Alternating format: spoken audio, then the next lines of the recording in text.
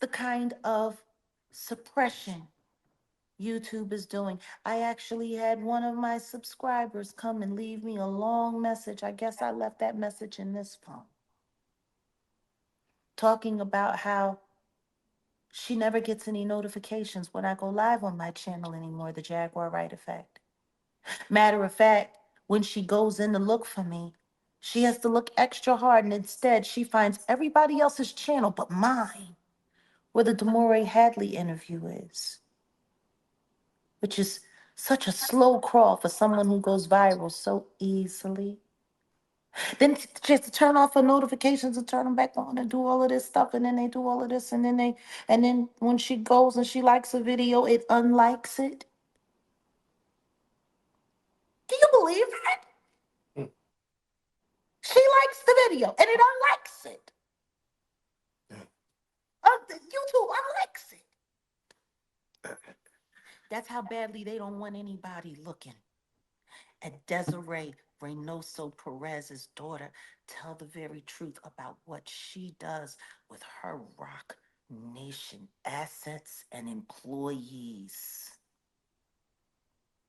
That's how badly they don't want nobody hearing that. Real life.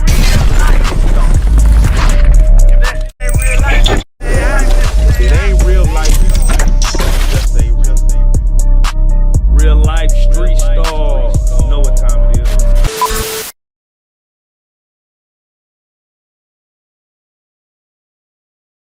Jax, We on. What's going on, guys? much. How you been? Nothing much, nothing much. Why does everyone want to ask me that? I've been great. Okay. Actually, it's been a interesting summer for me. I am on a full detox. Oh wow. So no smoking, no drinking, only Look great. clean food, only water. Yeah. So that's been interesting. It's it's nice when you get to just get rid of everything and then you start fresh all over again. So yeah, it's been fun. It's been interesting. Oh my God. There were a couple of days, oh, I wanted a cigarette, but yeah, no, you readjust. I had to remind myself that every time I've been forced to go to jail for something I didn't do, I never was, one of the people in jail like, oh my God, I wish I had a cigarette, or running around rolling up, fake paper pretending that I had a cigarette. I was never one of those people. I just, if I can't have it, I can't have it. So I try to remind myself, you can't have it because you don't need it. Right. What I'm curious, what made you just go on a detox? I'm at war. Oh, all right. I'm at That's real. war. And I'm just looking at the state of things. I'm looking at the state of the world, and I need to be at my top performance. I turned 48 this year, and it's been interesting. A lot of introspection. Like when you get, the closer you get to 50, you got a lot of life to look back at. So there's some things that seem like forever ago, and there's some things that seem like yesterday. But you really get like acutely aware of where you want to go and what you want to do with the rest of the time that you have left. I mean, judging by normal standards, I'm at the halfway part. So what do I do with the last half? What Right. do those next 2 quarters look like for me? Yeah, Jack, do you think about your mortality more often? Like just in general now? Like life in general, like we're I at that don't, halfway point. I can't say that I think about mortality more. I think about what I'm doing with my mortality more. Like I know that every day counts. Every day counts. Because the truth is a lot of people that I know that were around my age aren't here with me. Right. And 30 years from now, I plan on still being here. Um, and there's gonna be a lot more people that started out with me that ain't gonna be here. And so I think to myself, what do I want that to look like? I have a wonderful partner in my life, and we think about those things because it's pretty much just at the point where you know what you want the rest of your life to look like. And if you're lucky enough, you have the things around and the people around it that facilitate that for you. So it's just really all about quality of life and purpose. Right. Like it's really all purpose right now. So yeah, that's pretty much it. I don't think about dying. I never have. People have been trying to kill me for so long. Thinking about dying is kind of silly. Um, but yeah, I I do think about, you know, all of the energy I've put out and how I want to use it now. So yeah, I guess I don't know if it's thinking about mortality or the purpose of your mortality, but I would say it's leaning more towards thinking of the purpose of my life than how much I All have left. Yeah. right, Jack. Well, I say, well, let's just dive right in. We have these conversations in which you've created something, especially within the world of real life productions, real life street stars. Ain't not old, ain't not old. I'm telling you, to where people wanted to see a lot of this stuff through, and we wanted to let the dust settle a little bit before we actually tap in with you and speak about the last 3 to 4 months. I don't think Um, we've let it settle enough. right, right. It's still particles in the air. Boy, I tell you. Oh no, no, Um, no, not particles. There is whole sandstorms happening. There's whole dust storms happening. There's a lot of stuff going on. And it's funny because I hate being right, but no, as usual, I'm right. you have inside knowledge. Um, Well, I want to put it this way. Let's start right here because I already know like there's probably 80 million questions. And the truth is I haven't been very talkative. There really hasn't been much for me to say. I've just been watching to see exactly how right I was going to be. And more importantly, who was going to play into exactly what I thought they were going to play into. And I wish I could have been more surprised. But from the second that I did Pierce Morgan right after Diddy got arrested, I said some things. And ain't it everything happened just like I said. it's interesting. But And I said yes, some things last year on the couch. And I think a lot of people keep forgetting about what I say. I think people are so busy trying to disprove the reality of the things that I say in me that they tend to miss the things that I've actually said. I said, where do you go when the industry screws you over? Where do you go? Who do you go to? Y'all ask, why don't people come forward? Why don't people? I'm like, who do you go to? You yeah, can't go to the boss because the boss is screwing you. And the yeah, boss's boss don't care. yeah, You could go to the authorities, but they're all bought and paid for. And even if you get lucky enough to find a special prosecutor, somebody can just come along and have that person reassigned. Who do you go to? That's what I said, didn't I? Right on this couch. that is. So, and we're gonna touch on all that because I this is think gonna we be a could touch slow. on it real quick and just Yeah, get past it. Because there's so many things I'm sure we need to discuss. Let's just have a little Q&A. let's go. Was Cassie only Diddy's girlfriend or did she start off as an employee? I honestly don't know the answer to that. She started off as an employee. The way She was her. supposed to have been going over to Columbia Records with Ryan Leslie. And then somehow that whole thing turned into her getting signed to Diddy on a 10 album deal. If anybody bothers to remember, she made it very clear he had been at her since she was like 18, 19 years old. It didn't become so called official until her 21st birthday, and she was already signed. Matter of fact, if I'm correct, I believe that's the night that Britney Spears was there at that party as well. And they said that she was seen left with Diddy, you know, half out of her gourd. And Diddy was joking about what he had done with her.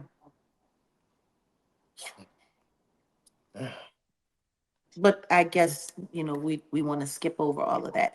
So she started out as an employee.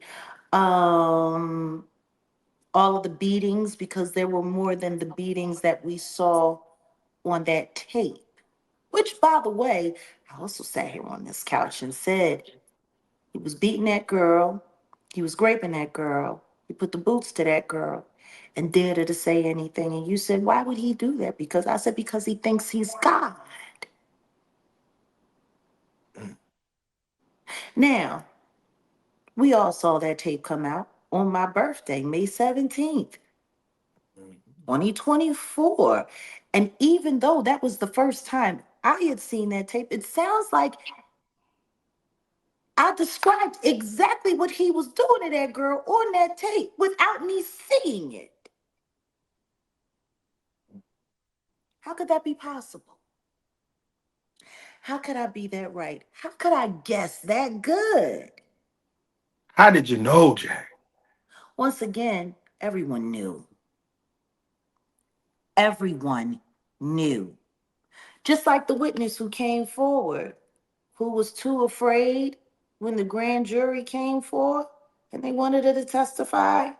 And she decided she was going to fall back, hoping that the government had enough from all of the raids because they should have been able to make the case stick with everything that we know that they found during those raids. They had more than enough evidence. Funny how none of it made it to court. Just a bunch of weirdo tapes of Cassie and that Jane girl and 50 Cent's very um unfortunate baby mama. It's funny because I think I also remember talking about Daphne Mm. with y'all before, and I expressed that maybe the reason why Curtis had a problem was because he didn't realize she was a Diddy doo-wop bop before him, Yep, you said that. and maybe she might have brought some things to him that he didn't like. I'm sorry. How many different testimonies did we hear of all of the different VD that was passed between Diddy and his so-called parties that only happened with him and his little weirdo girlfriends or whatever? How many? I mean, Cassie's literally being sued by a sex worker right now for transmission of these things. What are your thoughts on Clayton Howard? I think he's a nigga. And I think somebody paid him to do everything that he's doing right now. Because I'm going to tell you something. And let's just be very clear.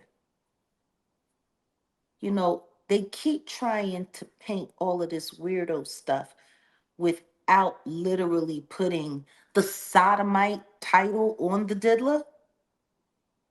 But no straight man allows that much beefcake all up in his face and wants stuff rubbed all over him. And that's just, it's not possible. It's not real. And male sex workers, I mean, I would know. I dated a few when I was younger, when I was in the life. I used to think that, me and my girlfriends, we all dated male exotic dancers at one time, sponsoring bachelor parties, dominatrix works, phone sex lines, yada, yada, yada. You tend to sometimes date in your field. And, for a while there, you feel a little special. He doesn't, everything he does with everyone else, it's for money, but he's just with you. He's with you, right? And there's no money exchange, so that makes us special. Not at all. Not at all. Hold on, Jack. But Doesn't it make when sense though? No, it Well, really doesn't make sense, especially when you see your so-called straight boyfriend now doing gay parties and saying that's only for money Wow. and letting men go down on him for extra, but it's only for money. allegedly, Okay. his attorney told the world basically like, yes, Diddy is a swinger. He can't just go out into a swinging party. He may have to hire people to come into his world to do those swingish things. A swingers party with as many different people as he had at those parties. And understand this, these sessions that he's talking about swinging, there were multiple men. It wasn't just one-on-one action. And I don't know why they're all lying about it. Like they're all lying through their caps. And anybody who doesn't want to see that, well, then that's just on them. But I'm going to tell you something right now. If he really wanted to sue Cassie because he was upset about a baby deletion and all the diseases that she gave him and all of the terrible things that she did to him, why did he have to wait for her to sue Diddy? Well, I think he waited for the testimony. Cassie opened that No, door. no, no, no, no. If he was so, he said he had always intended to go after her. He had planned on coming after her, and it was Tyrone Blackburn that stopped him. I mean, $30 million changes a lot. $30 million changes a lot. Come on now. You got VD and all of that, but you had to wait for her to get some money in order for you to want to come forward. That doesn't make any sense, especially when you're a money grubbing little hoe like him. And he is a money grubbing little hoe. He's enjoying his press tour, talking about how he might not be the best looking, but he was the best in bed. How would she know as high as she was? He said Really? they had an 8 year run, like 8 years. Yeah.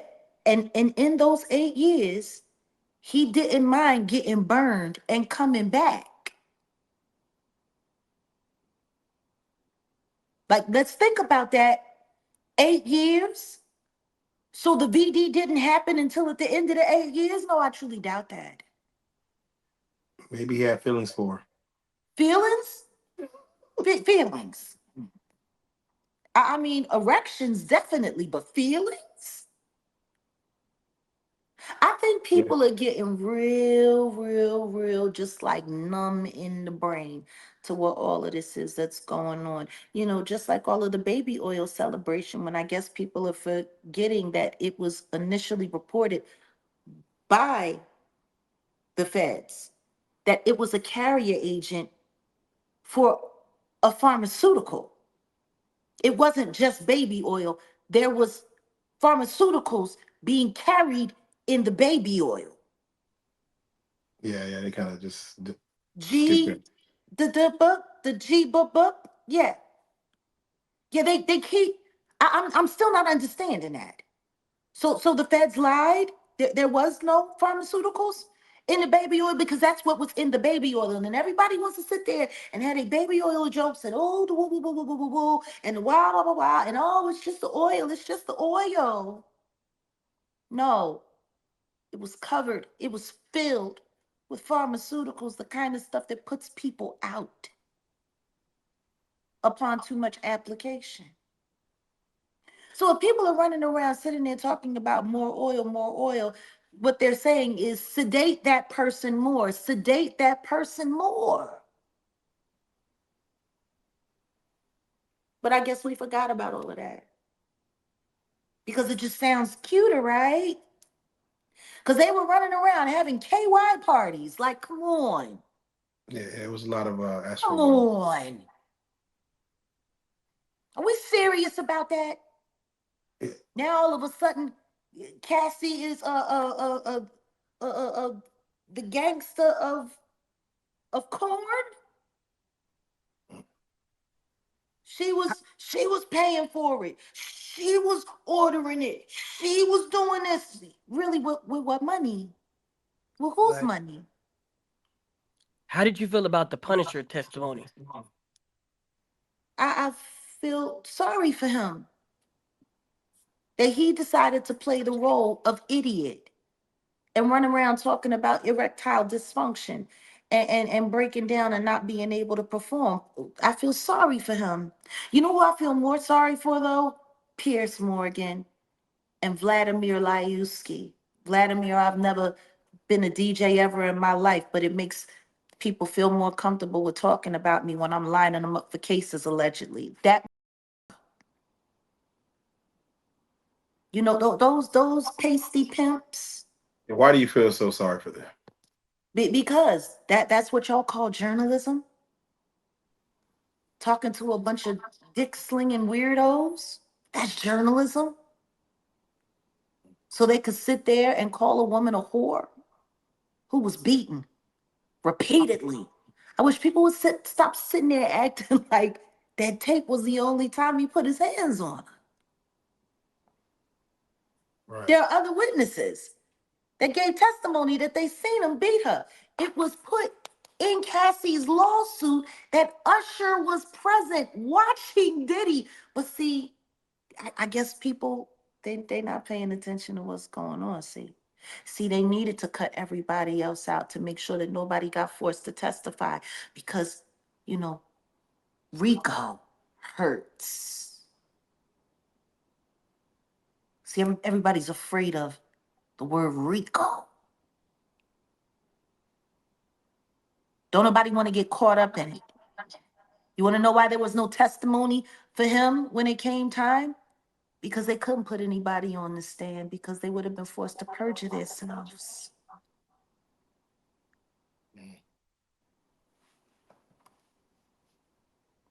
Like, So Jack, have we gotten that stupid in America that we just fall for whatever lie there is? Like, the man sat there and lied and said he never did anything wrong to that girl.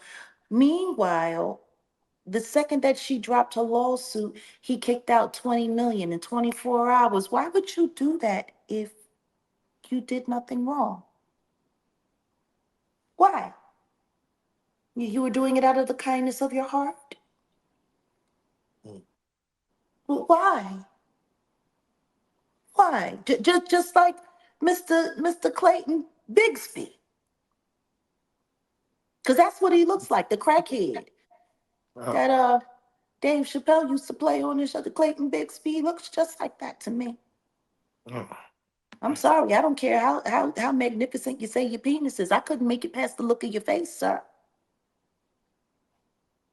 Cassie would have needed to be high on all of the stuff in that baby oil and everything else, y'all, to just to be able to make it through you.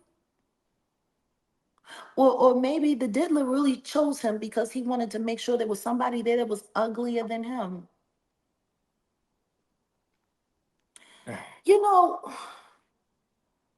of all of the things y'all have heard me say to y'all for all of this time, have you ever heard me get into any of these nasty details that you heard pop out through the trial? no. Uh-uh. You ever hear me talk about the size of people's members, the nasty little? I pretty much kept it short, didn't I? I spared y'all exactly how trifling and nasty it really was, did I not?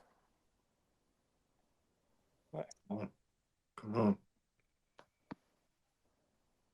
I mean, considering how disgusting all of this stuff is, I think I gave it a lot of grace. And yet I was still very accurate about everything that I said was happening, except for the whole idea that, oh, well, there was no other celebrities. It was no other celebrities were there. And this only happened with these couple of people. And da da da da da. And so we're supposed to believe that the feds went into multiple addresses, picked up thousands of hours of surveillance. And the only people that were on it were these couple people. It- it- so the question, That's what Jack, we're is supposed to believe. it, do you feel the feds, the prosecution, put on a good case? Did you believe they put their best foot forward, or maybe they rushed things, or maybe they didn't do their due diligence in certain areas? I think, considering what's going on with the Epstein list right now, Exactly. I think they did the job they needed to do. Isn't that funny? There were no celebrities at Diddy's freak-offs, and there were no clients on Epstein Island. And all of that happened at the same time. Like, let's not get it twisted. I mean, Diddy has partied with Trump before. Diddy has had parties at the Trump Tower, possible freak-offs at the Trump Towers. Mm. It We have to look at behind R. Kelly the lived out of the Trump Towers when he was doing what they. Isn't it funny how they was able to convict Robert Kelly of a RICO, but not the diddler? And the diddler had so much more money. I mean, Robert Kelly would have had money if he had been able to read and write and known that they was robbing him blind before they put him in jail. But on the book. Isn't that funny? You want to know what else is funny? That in the middle of that trial, R. Kelly was rushed to the hospital after being overdosed. He didn't overdose himself. The medication was given to him by the people in jail. And his legal team came forward and said that the feds were trying to kill him. There was another prisoner who said that they was going to let him do the deed. All he had to do was just beat the crap out of him. And when he went to the hospital,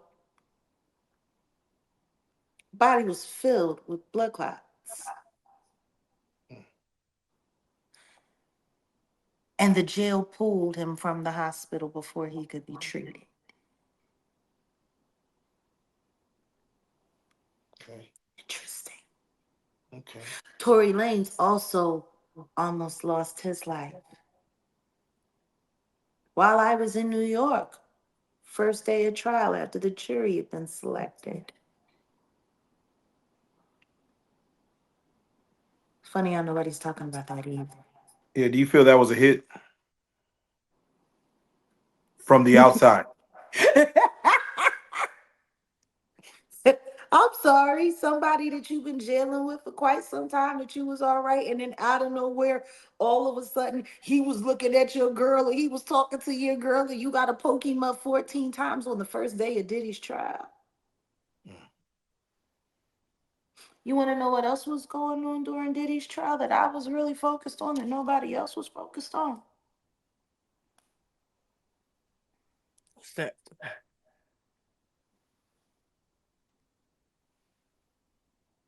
Demore Hadley, Oh yes. daughter of Desiree Perez. See, I went to the courthouse. I saw exactly what it was hitting for. I knew it was all. I knew they was the whole goddamn thing up, and I knew they had everybody wagging the dog and working media. I watched that little black girl that works for TMZ going back and forth to people like Armand Wiggins and all of the other content creators that were there. Now, a lot more got there after I left. Oh my God. I guess after I got there and I sat there with the press corps and said everything that I needed to say before we found out that they would not be using testimony from Al B. Shore and Natanya Rubin and a couple other key witnesses that probably should have been able to speak and give character witness representation of exactly how dangerous a monster this person is. But they were excluded because they did media before the trial. Isn't that convenient? Isn't that convenient? Interesting. So yeah, watching TMZ work this thing, watching all of the YouTubers work this thing, all of those, like most of the commotion that y'all saw happen there, it was all staged, it was all orchestrated. They did the same thing, they tried it with me on my first day there. When I was there and everyone saw me and I was on the news and all of that, TMZ sent that little weirdo to come try to ambush me during my interview with international press. Sure did. See, first he walked up while I was interviewing with other people, trying to insert his way in, trying to talk to me. And, he was shut down by my management and by my security. No, she's busy. She's in the middle of another. And he sat there. And then he waited to reintroduce himself when I was talking to someone else. And then I did speak to him for a second and I gave him his little couple minutes and pieced him and we good. Now, of course, he didn't appear until after I refused to talk to TMZ twice. They wanted a soundbite from me so bad, and I told them to go off. If I wanted a remix, I'd go to a real producer. Because I had no doubt that whatever I told them, they would find some way to remix. And I said that to all of their faces. Well, nobody playing with Harvey Leviathan and his merry band of liars. Isn't that interesting? It's so funny. Everybody talks about, oh, she just clout chases. Then why didn't I go and give me a moment with TMZ? They offered it to me on more than one occasion, and I told them to go off each time. So instead, they send their little black infiltrator. They got so many weirdo black crash test dummies that work for that company. I don't understand it. I really don't. And considering it was June and the Juneteenth and all of these black traders, but it's just funny. Hey. It's so funny. It- So, they do, but it- they sent him back. Now, TMZ, they went live on the day of the jury reading, and Yeah. Harvey himself, he seemed very surprised that the RICO charges did not stick. He seemed surprised. You He know said, how surprised he looked as surprised as Beyonce did when she won that country album of the year and everybody knew they bought that shit. He looked about as genuine as she did when she won that award. now you mentioned Shout out to Armand. Atlanta PD. I hope you find the people that robbed her. Oh, we're gonna circle back to that. Hold No, that we ain't thought. got to circle back. That's all I got to say about it. I hope you find the people that robbed her. Jaguar, do you have any inside knowledge of who robbed Beyonce? No. And wouldn't care to know. I don't care. Yeah, Why no, they wouldn't they got rob something that was more valuable so that they could get some insurance money since they're having problems getting loans these days? no to have some unreleased Beyonce music is. I, I mean, that's you're sitting on some gold there. I don't know if you're sitting on gold or not. I don't know what it is. I can tell you whatever stole it from her. Good for you because she already stole it from somebody else. I mean, she steal all her records and everybody know that. So I don't know. Is it robbery or is it just a Well, unlucky Monday?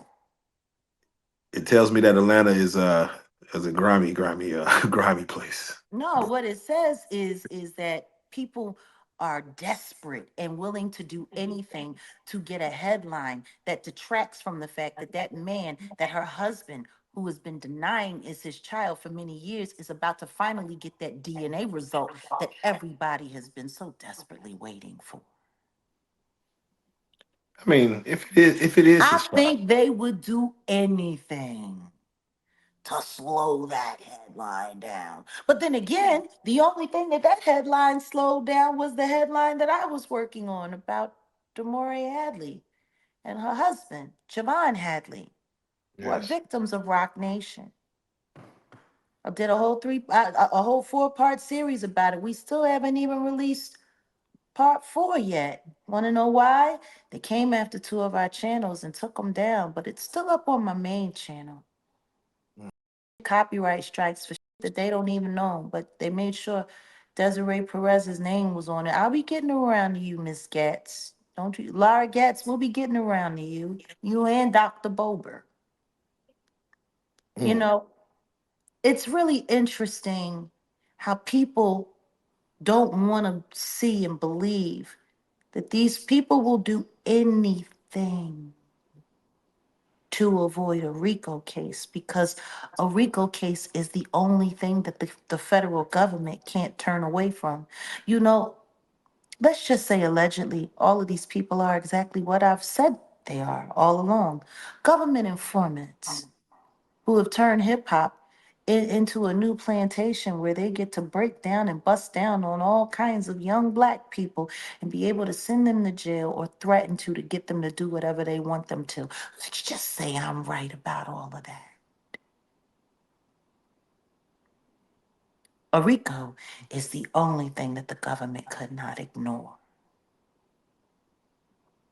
They'd have to haul all of their little favorite snitches in and set up queens in and set up kings in.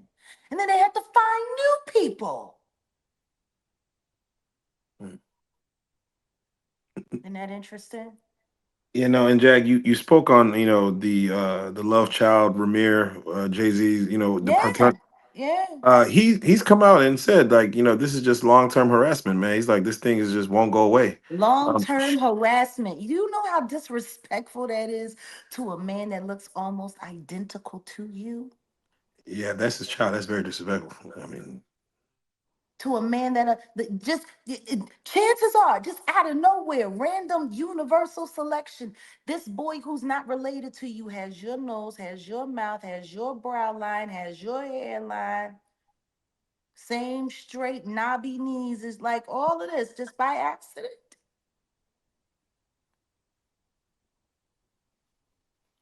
just it, by accident. It's just a coincidence it, that this man looks like he could be your Irish twin. Are you kidding me? I'll tell you what I do know. I do know that I have listened to actual commentary from his godmother, Lily, who sat with a friend of mine, Liz Crokin. I was there, I was present. I heard it come out of her mouth. Wanda was a minor, a minor, when she got pregnant with Ramir. And like Wanda always said, he picked her up in Philly, but he took her to New York across state lines to bed her while she was allegedly underage, even though Lily was present when Ramir was born.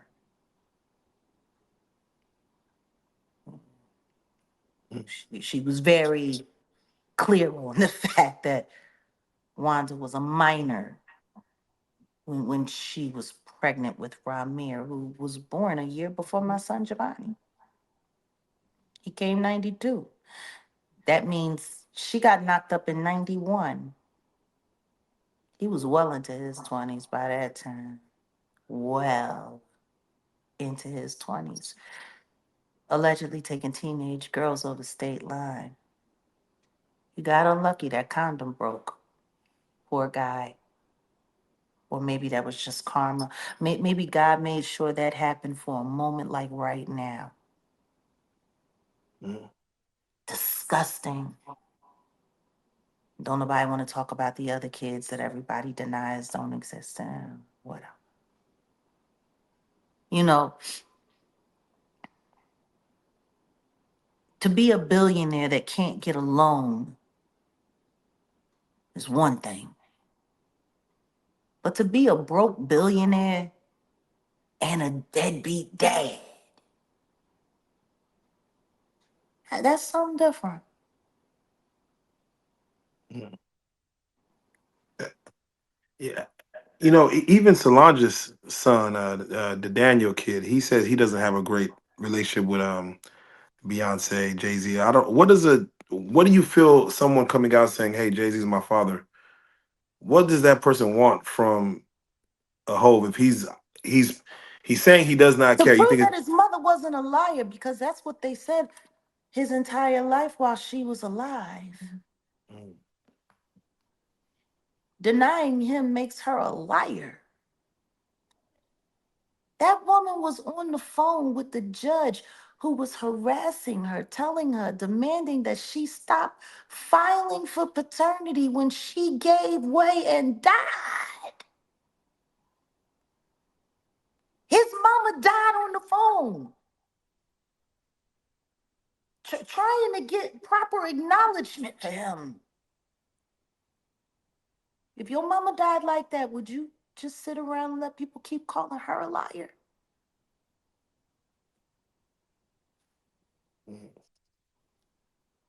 That's how your mama died, with a judge yelling at her. And turns out now all of these judges were bought off and paid off, and they're going to be looking at sanctions and probably charges because what they did was illegal. Kind of like how illegal it was, you know, for Desiree Reynoso Perez to call the police and lie and say that her son-in-law was beating on her daughter when that never happened, even though she had camera in the room, and then she had a bunch of non-speaking um witnesses that could have swore to God that they heard everything that they was hollering about from over 200 feet away while they was busy watching telenova in the living room. They didn't see nothing. They got a phone call and said that somebody was in there, and then they go in there and nothing's happening, and then the police come and nothing's happening, and they're checking the girl's body and they're looking, and there's no bruises and there's no nothing, even though Desiree Perez was on the phone with the police saying that she was being viciously attacked by her black boyfriend. Never happened. Want to know what's funny? He ended up getting arrested about 2 years later. How do you get arrested and thrown in jail for a crime that the cops came and witnessed never happened? Sounds like abuse of power. That sounds like a whole lot of corruption, doesn't it? We talked about that. You know, it's so Well, funny because my videos are being heavily suppressed. You know, I gotta read you guys this. It's funny. It's like they really wanna corral everywhere I go and who I talk to and what I say. Oh, hold on. Where is it? Where is it? Where is it? Where is it? Oh, I don't have it in here. I sent myself the wrong one. No, that was a long. Oh, but then there is this. Oh, did you see this? Have you seen this? oh. Yeah. Jaguar Wright, almost unalived by Diddy's hitman. Noah Jacob, TV. I shouted him out once before. I guess they paid you real good. You fake Christian piece of crap. Bearing false witness. You call yourself a Christian? Bearing false witness, you stupid little kid. Because if you think I'm not going to come after your platform, and if you think I'm not going to make sure that everybody goes to your platform and report you for the lies you told with your AI evidence video that you put up. Yeah. Do you know what the video said? That number one, it said Diddy's hitman, but I thought Diddy and Jay-Z wasn't friends. But it says that because I interviewed Demore Hadley, right? Because I interviewed her, the hitman came after me and they boom boomed my car and they tried to take me out. And guess what they used as evidence that all of this happened to me? All of that crap that I went through with my second ex-husband, which y'all know very well because y'all remember when that car went boom boom in Arizona right after the Super Bowl and the Grammys, right after Lizzo won, and I told her she better brace herself. Her career ain't been the same since, has it? Lost on Ozempic, they say. My God. Now y'all remember that car. Y'all remember I used to drive that car. And now Noah Jacobs is saying that that car was boom boom because I talked to Demore Hadley 2 years after it was boom boomed. The gaslighting videos of them gaslighting me at the barbershop, the gaslighting videos of them gaslighting me at the PD, all of that crap that you all done by YouTubers, Tasha K YouTubers. And real quick, I want. And now, oh my God, Jaguar, she interviewed the CEO of Rock Nation's daughter, and now look at what's happened to her. There's a whole comment here that says Jag needs some serious security. I'm afraid for her life. I appreciate her. That's what we doing for clicks and views. This was only a couple of days ago. Do I look like anybody recently just tried to kill me, guys? Mm, come Huh? on,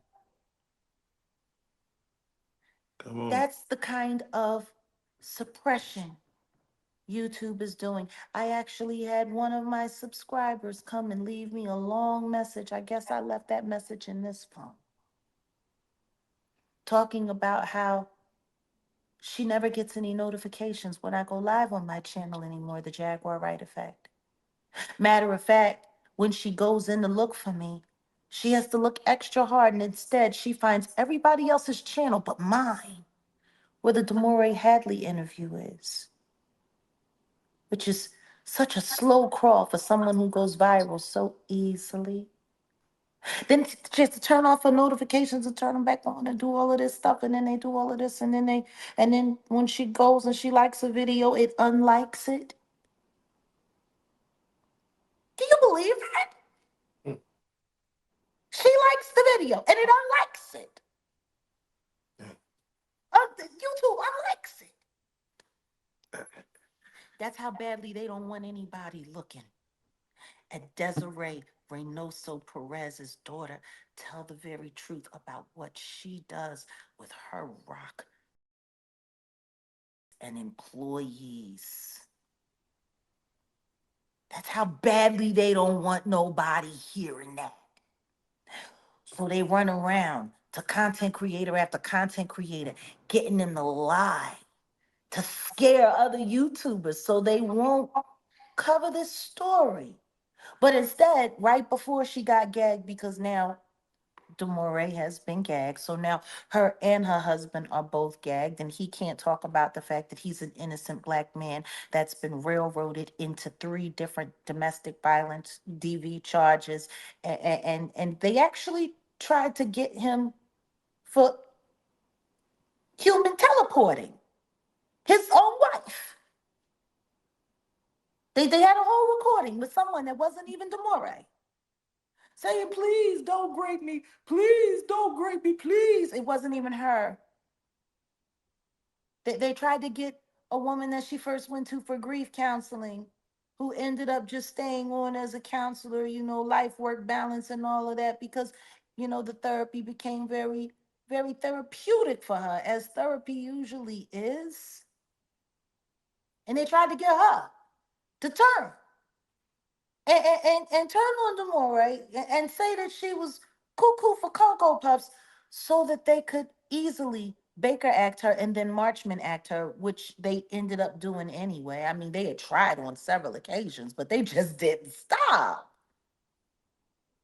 Even got Natalie Love to go to her therapist and to try to convince her therapist to go along with their nasty little plan, all because she didn't want her daughter with that black boy from not such a good neighborhood, even though he ended up going to college, graduating, a degree in business, I believe, owns his own landscaping business. They own it together. He played football, D1. He just didn't want to go into the NFL because he didn't want to be owned by any corporation that might try to do him harm or keep him away from his family. He likes being close to his family. Interesting.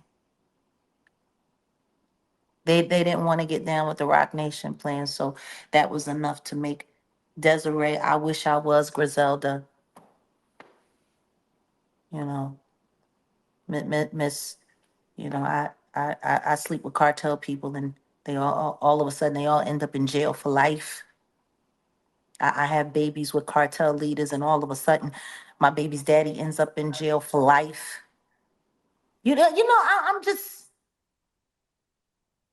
this is CEO of Rock Nation we're talking about. Oh yeah, yeah. She's doing this Um, to a black man. You want to know where else she was when a black man was being persecuted in the courts? She was standing right next to Megan Pete every day.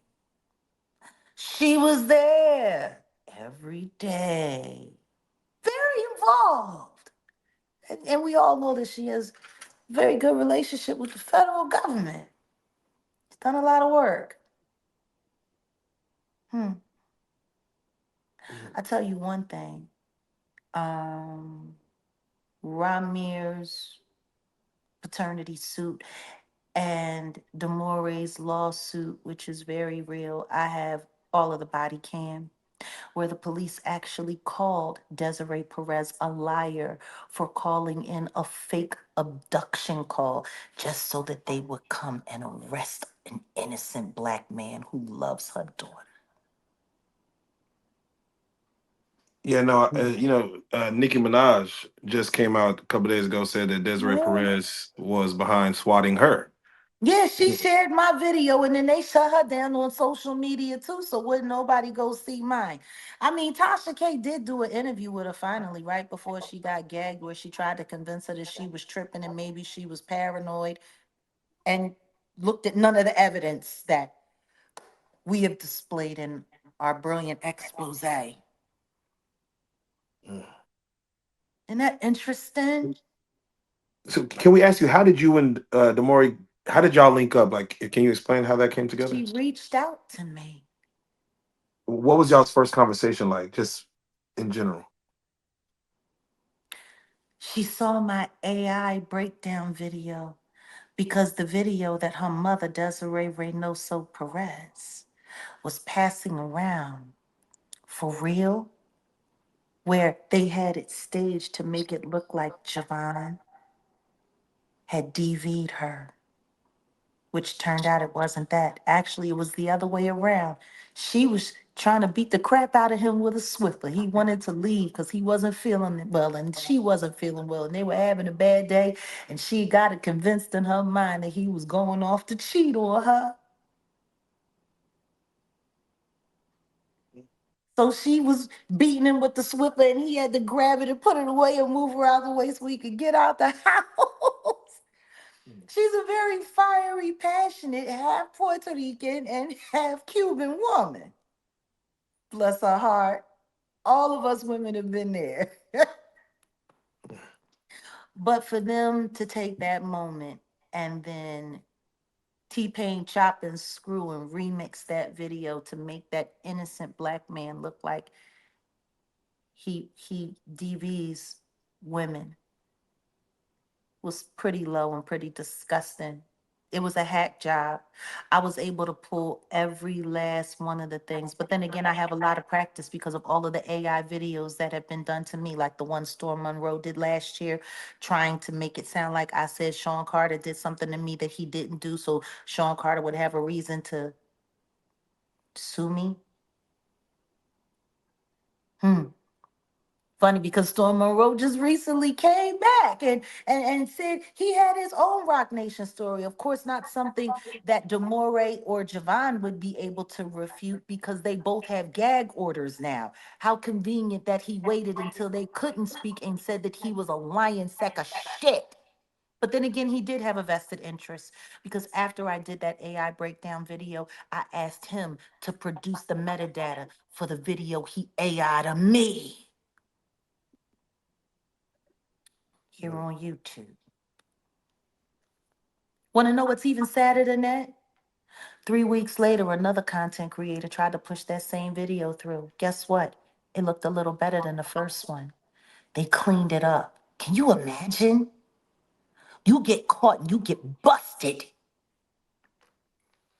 passing out and disseminating false information on another human being so that you can have an excuse to cover up the fact that you're an insane narcissist who was willing to put your daughter in a mental hospital because you didn't want her with a black man who loves her and who's been with her for 16 years. Somebody who went on family vacation, someone who Desiree herself brought dolphin tickets for. You should see the hack job she really tried to do on their relationship. Sitting there going to Javon, telling him what a girlfriend Demore was, and then she'd go to Demore and tell him what a boyfriend he was, hoping to turn the two of them together like a real witch. Because that's what witches do. That's witchcraft. Creating a bunch of constant confusion until people can't trust what's in their own mind anymore, hoping that your money and your ties and your connections will convince them to see it your way. I would have rather had mommy dearest than have her. I'd have rather catch the wire hanger than the that she's forced these two people to go through.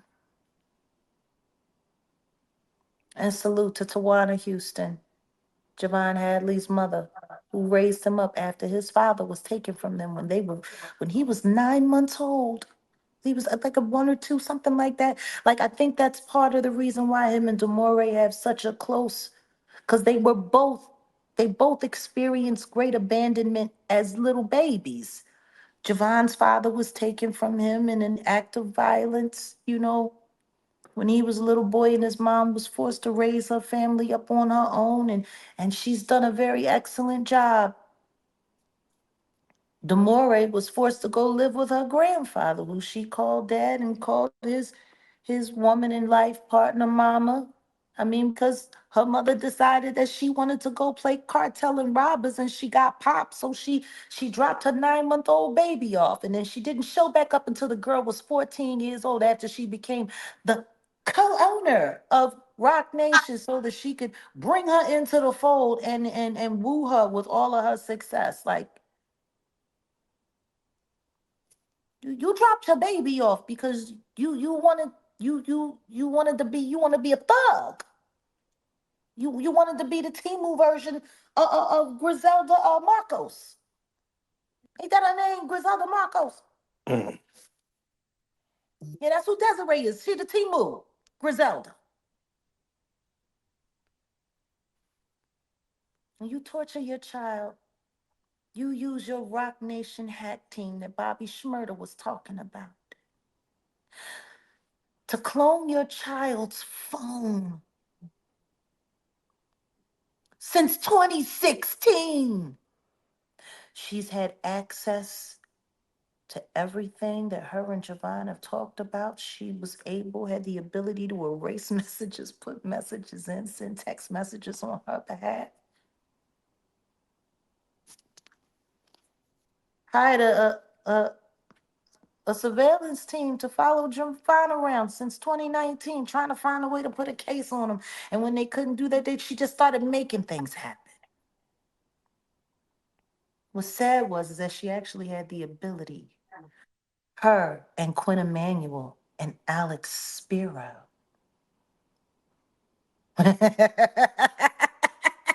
Were able to convince HSI to come and interview your daughter while she was in a mental hospital. And you used evidence from her social media that you grabbed from things that happened, a car accident, a cooking accident, and try to blame it on him. And she was able to go and debunk everything. Can you imagine? Mm. That's beyond relentless. You hate black men that much that you wanted to make a SEX teleporter out of him? If you were able to do that to your own son-in-law, I have no doubt you was able to do it to Tory Lanez. Easily.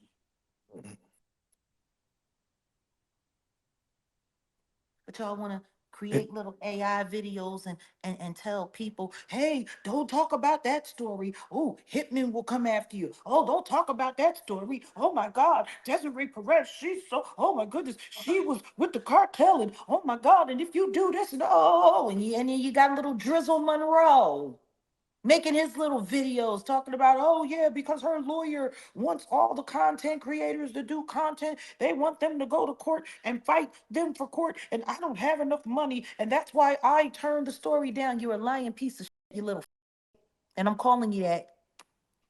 I've been so good.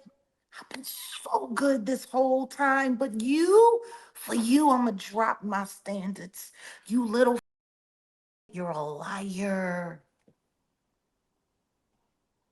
Hilton Napoleon never asked any content creator to go to court and fight anything.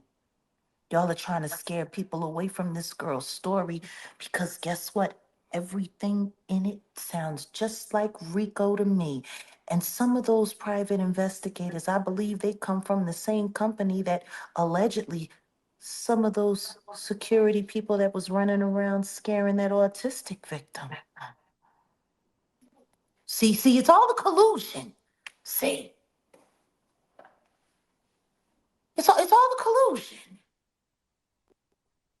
You want to know what else is interesting? Mm. The simple fact that TMZ actually had the audacity to call the district attorney's office in one of Javon's cases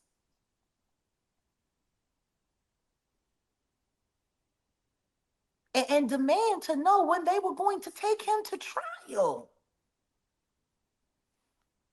That case wasn't public knowledge. There was no public knowledge of any of this going on until Demore filed her case because her mother filed one first against her husband. All right. No one knew about it. Since when does TMZ just running around just looking for random cases to get involved with and asked to be in the courtroom? Sounds like intimidation to me.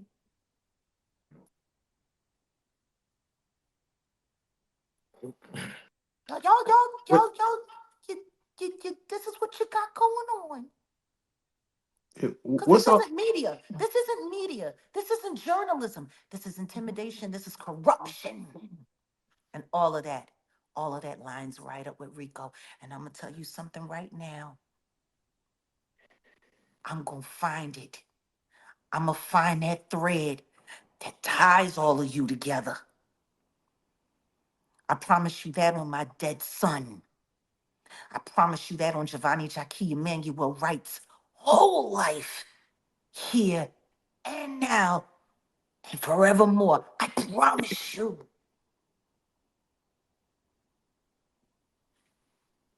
I'm going to find the link. There will be a new song to sing. Rico Suave. Do you understand? Do all of you understand? Something I'm coming. sick and tired of y'all playing in people's faces, most importantly, mine. And every last one of you coward content creators that will not cover a story as worthy as this one. A black man's life and his freedom being thrown out to the wind. To literally sit there and coddle the narcissistic ravings of a power freak who runs a label that is predominantly black.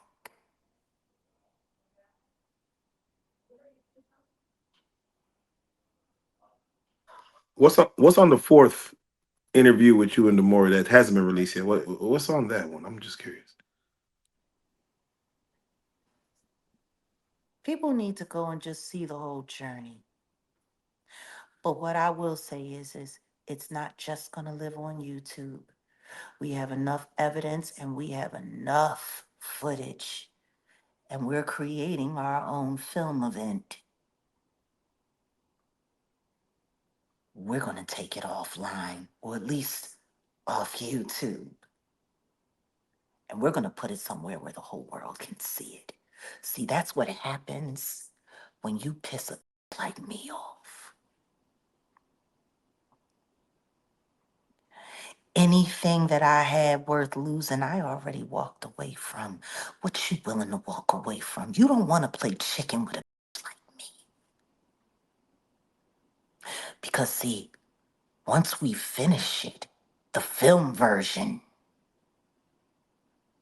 with all of the everything in it, even special commentary that wasn't in the series that we've released here on YouTube so far. I promise you, it's going to be hard for you to suppress those views.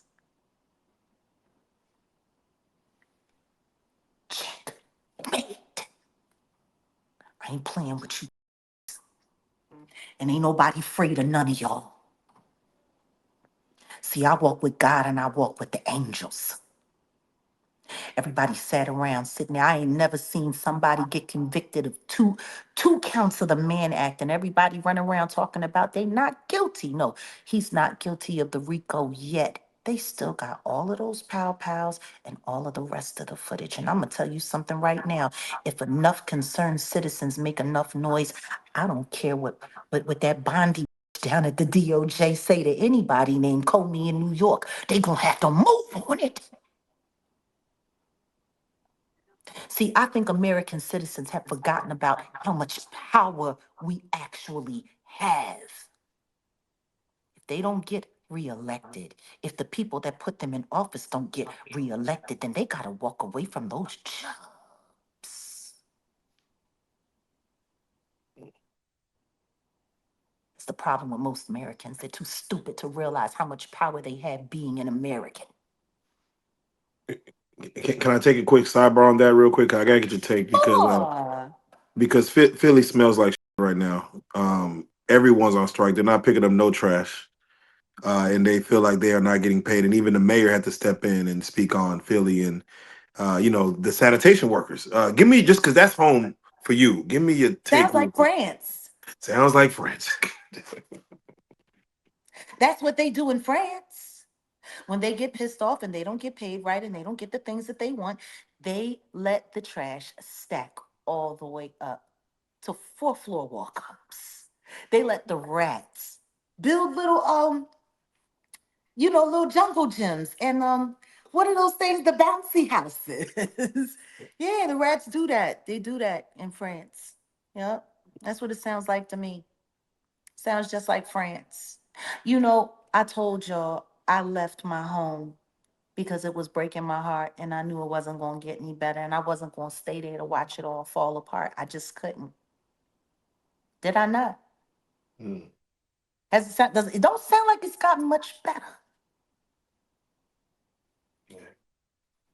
And maybe if they weren't so busy doing deals with RocNation, they would have more money to pay their sanitation people and they wouldn't feel the need to have to strike.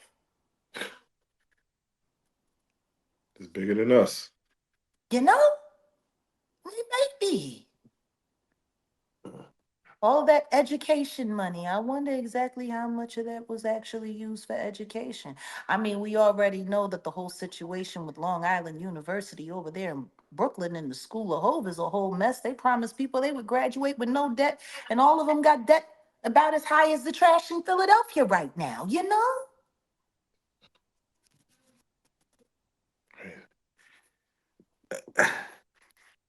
Here, Jay, I'm gonna circle back to the trial real quick. You Spin a mentioned, block. yeah, let's spin the block. You mentioned Armand Wiggins. He got a lot of flack for pouring all that baby I ain't got oil. nothing to say to that boy. He Yeah, got it. He's got the right celebrity auntie. Lou Nell and him were the best of buddies, and I'm glad that she actually had the decency to let him know that um, it looked crazy. And I love the way he liked bragging about that on TMZ. I really don't. I think the issue that everyone really ought to have with Armand Wiggins is the fact that he was literally there to find a way to make his career. He wasn't there for journalism. He wasn't there for the victims. He wasn't really even there for Diddy. He was there to audition to be a part of the Illuminati. And his new little rock symbol Illuminati chain that he likes to wear around his neck so that he can adorn him over those fake male tits that he got that everyone made fun of because it turned out botched and he had to have them fixed. Like, I think people should be a little bit more concerned with the fact that he's a Luciferian devil loving Diddyite than the baby oil. I think that, you know.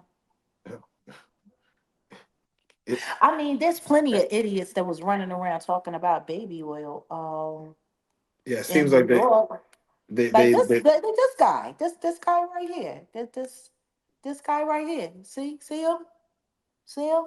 With his yeah, little travel bottle of baby oil. Like these people think this is funny. These yeah, people think he got the travel bottle. yeah, Like he ain't the only one. I think the oil thing is enough to keep him from having to talk about whether or not he's getting ready for his next blood sacrifice ritual or whether or not he's about to get plowed by 15 guys so he can officially be a part of the boule. See, I'd rather have that conversation. Yeah. Who cares about baby oil? They didn't. No matter how many people it was put on, that put them down and put them out. They didn't exactly. care. Yeah, see, I'm more interested in that. I'm more interested in all of the people that were throwing up sixes, all of the people that were having their little Illuminati symbols on. There was a lot of that going on at that courthouse. Matter of fact, I saw that guy that they sent to accost me when I refused to talk to TMZ. The way my security detail had to literally spin that around because he refused to leave me alone. Like they were staging that at the courthouse just so that they could make the spectacle that we saw Do, happen. do you agree with the family, Diddy's family, going there each time to just be part of that conversation? What I was mean, being that's what said from us? Illuminati do. Ain't Mm, that what Rihanna did for ASAP Rocky when Tokapina got him off on a case that he surely should have went to jail for? mm, But then her daddy died and don't nobody actually know why. So hey, hey, I mean, one nigga to save another. I don't know. hey. I'll tell you what I do know. He ain't had no problem with dropping her off and letting her go up there to New York so she could be threatened to be thrown out of a window or collect a check. That I do know. God, God rest his soul. I mean, they seem to be handling it real well. He died and they're off in Paris having a ball. Mm, That's funny. As we speak, I have more people coming through on my channel talking about how they got kicked out of my channel, how they're being thrown out of my channel left and right. Wonder why. mm, mm. Interesting. Mhm. Let me ask you, how quickly that verdict came in.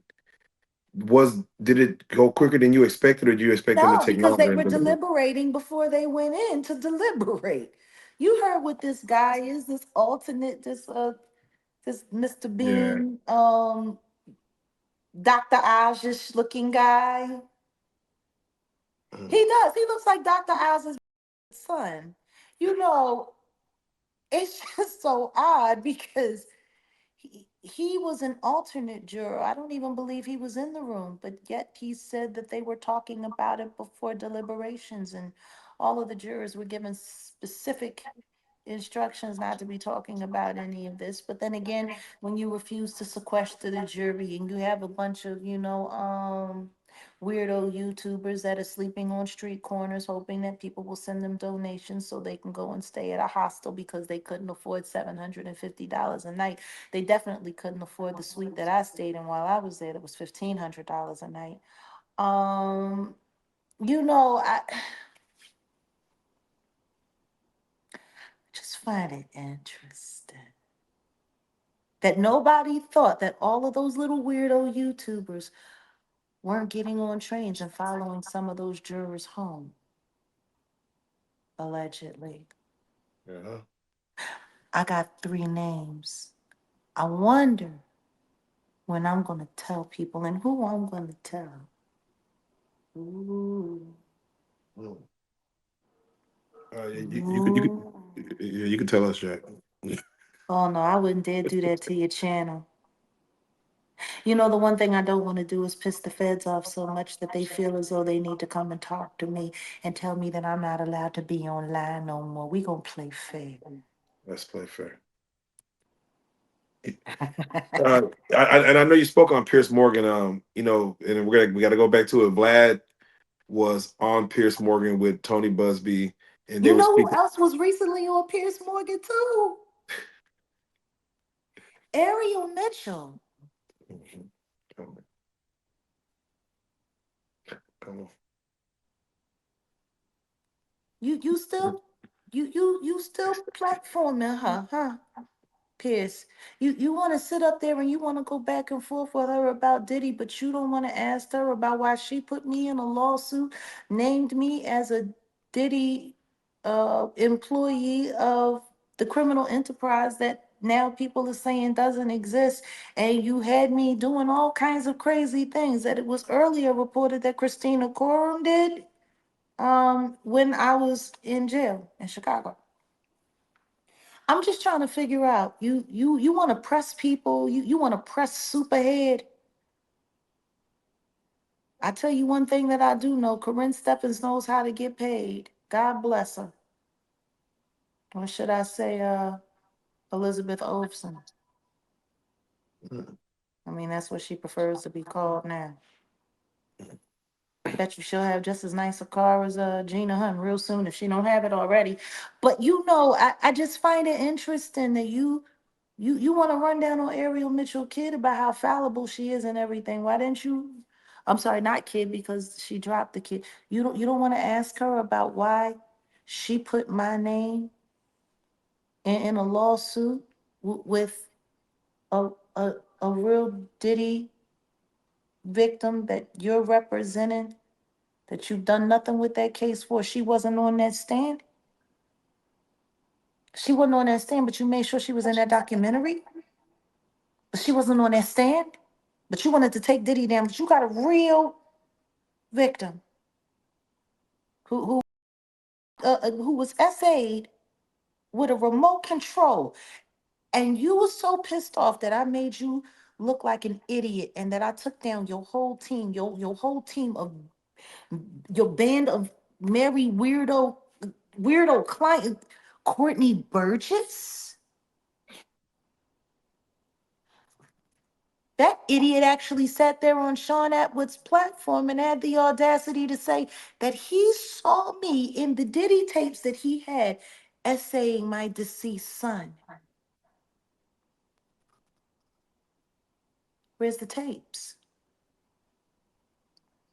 Because she surely got on News Nation and said before she got on Piers Morgan, pretending to be an ally, hoping that I would want to retain her so you could do a bang up job on my life like you done on Ashley Parham's. I think no, I think not.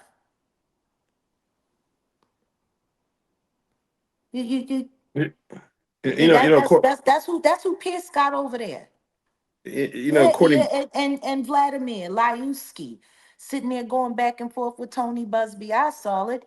And guess what? For whatever reason, anybody that has anything credible to say about any of these very, very, very real terrible things, Vladimir Lyuski, he can only seem to get, you're not credible. You're not credible. You're not credible. He was able to look at the camera less talking to Tony Busby than he was when he was talking to me. Mm. Starting to look like you're allergic to talking to the truth. Vladimir. I just can't wait to see when this mixtape that you DJing with Lord Jamar. I can't wait to see the apology to Farrakhan. I can't wait to hear it. We gonna see. Courtney Burgess, man, he had a course called Diddy. Lucifer. Hmm. He's the devil. Yeah, Um, and he said the Jigga Man And the Carters were wonderful people. Mhm. It's a little, yeah. Yeah. I mean, it really worked really nice. I mean, they did such a good job tainting this jury pool here on YouTube with characters like Courtney Burgess, with characters like Lamisha Fuller, who's still operating her YouTube channel now, even though she was recently, not long ago, arrested allegedly for had her ass right back down there, loose stare. I guess somebody from Yellow Beezy's crack house allegedly bailed her out so she could get back online and talk stupid. Ain't nobody heard from Adria English either, the woman who was running around calling herself She Diddy. Ain't nobody heard from Jamil T. Smallwood or whatever it was. Chris Todd. These were all Ariel's clients. Mm. And they sat on Liar B's channel, Sean Atwood's channel, News Nation, Piers Morgan. Like all of these people did all of these interviews. We're talking at least 25 million views. All of those liars got. You telling me none of that got to any of those jurors? They made such a mockery of this case before it went to jury selection. And then they made a mockery of it. Wow. They were on trial. Like, are y'all not seeing how this works? Because I could have swore to God when I sat with Pierce Morgan, I said it's going to be little fires everywhere. And they've been working nonstop since I said that. Funny because they tried to find a way to attach them all to me, to discredit me in some way. And all I did was pull their card. Then they tried to keep me busy with the death of Angie Stone,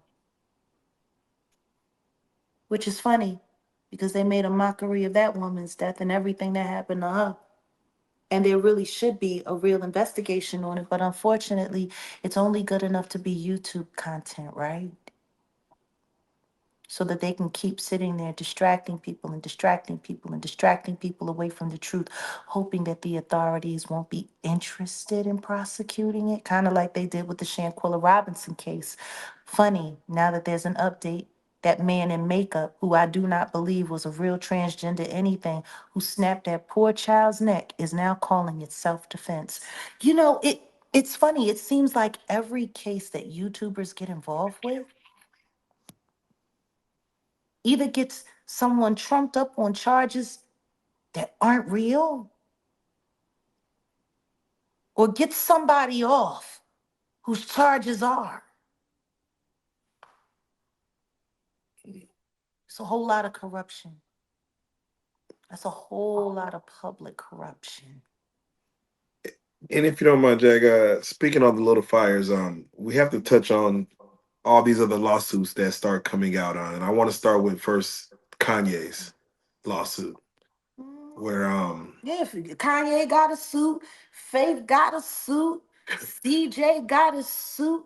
Matter of fact, it seems like everybody that didn't testify for Diddy is getting a suit these days. yeah, Kanye was actually there to go support Diddy, and then of course, Really? Why didn't he do it on the stand?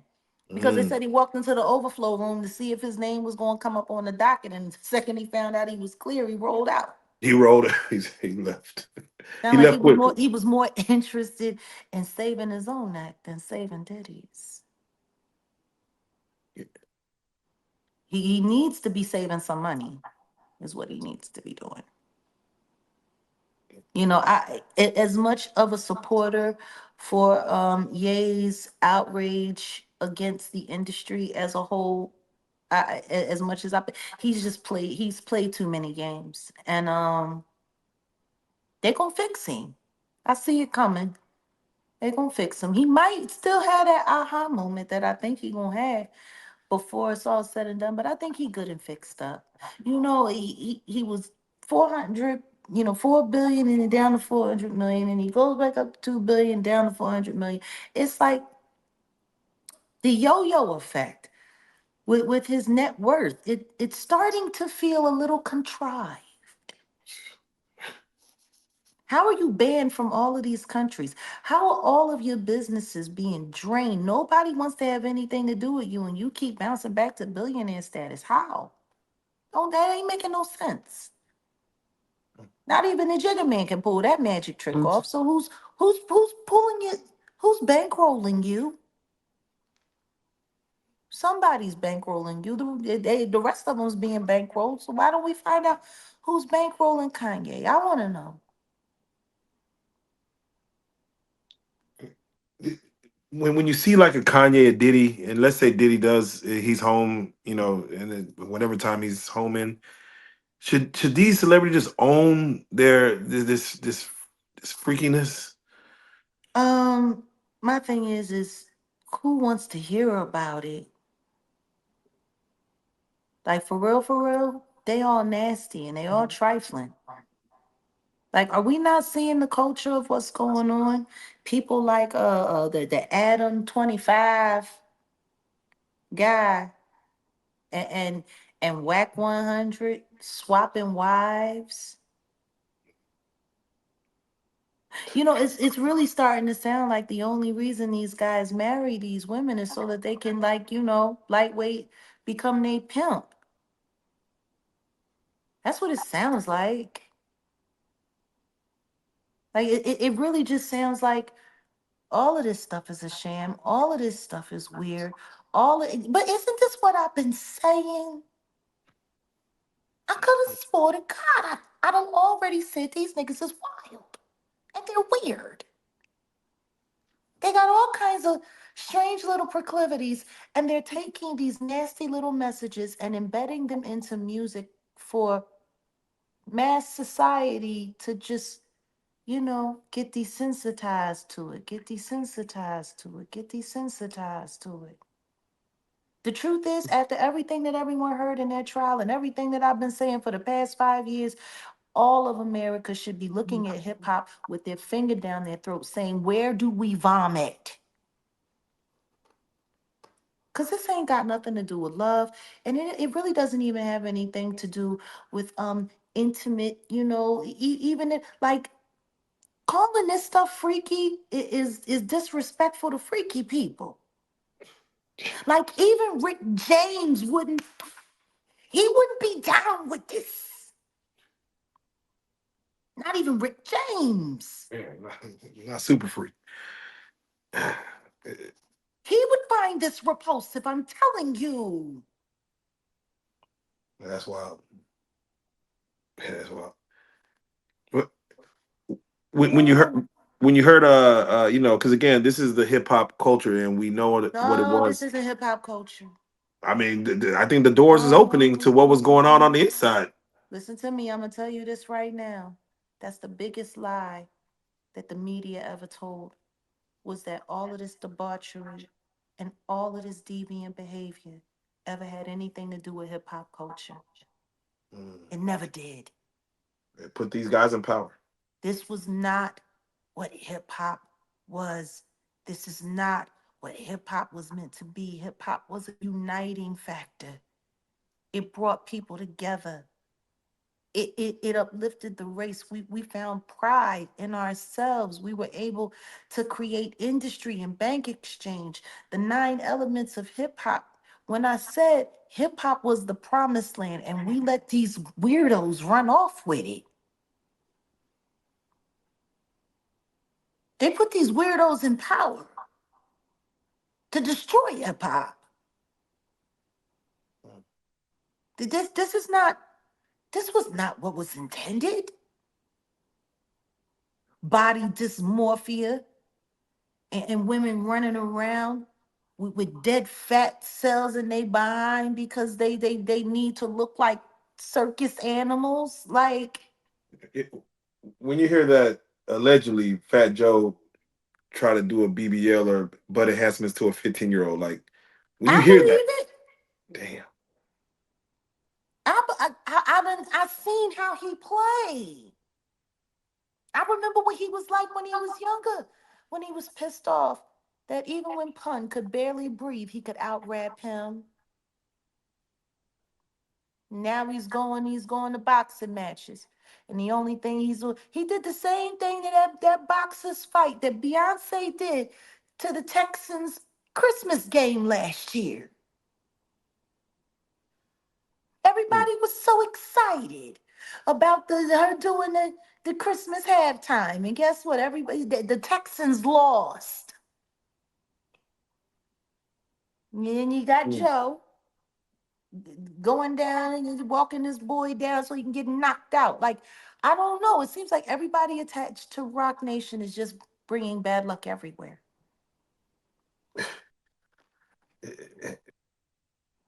I Yeah. also find it funny that when I went to go look up what's going on with that Rico case, ever since Tyrone Blackburn got arrested, there's no news of anything. There hasn't been a credible report on that case since the 25th of June. Not even whether or not Tyrone Blackburn is out of jail for being arrested for backing up into their process server. I really want to see what their process server looked like because I got a feeling he probably looked more like a bruiser than a process server. Mm. I mean, if you got to back your way up out of trouble, Suge Knight style, yeah.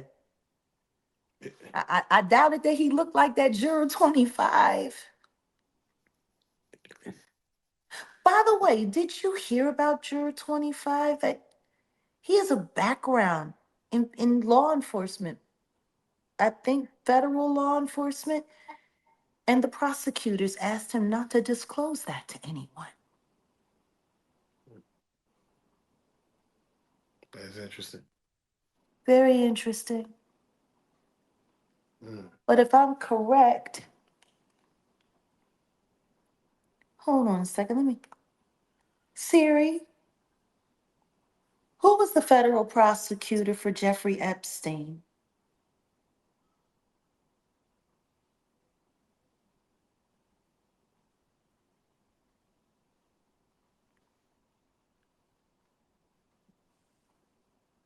What I seriously? gotta. Well, the top federal prosecutor who initially did it, Alexander Acosta, but I believe there was something else when it came to New York that had something to do with Ms. Comey as well. Mm. Hmm. Yeah. Can you please give us your take on the Epstein situation where they finally ruled that it was a suicide? They closed the You case mean with files on that the 10 Epstein hour, list. you mean with that 10-hour AI video of the last 10 hours of his life and there was still a minute missing? Mm. I don't know. It's when you can't trust the government. When you can't trust bad actors inside the government, and that's the real problem that America's having right now. And I think that's the thing that they're having the hardest time wrapping their heads around. The fact that we've got a lot of bad actors acting in our very good government.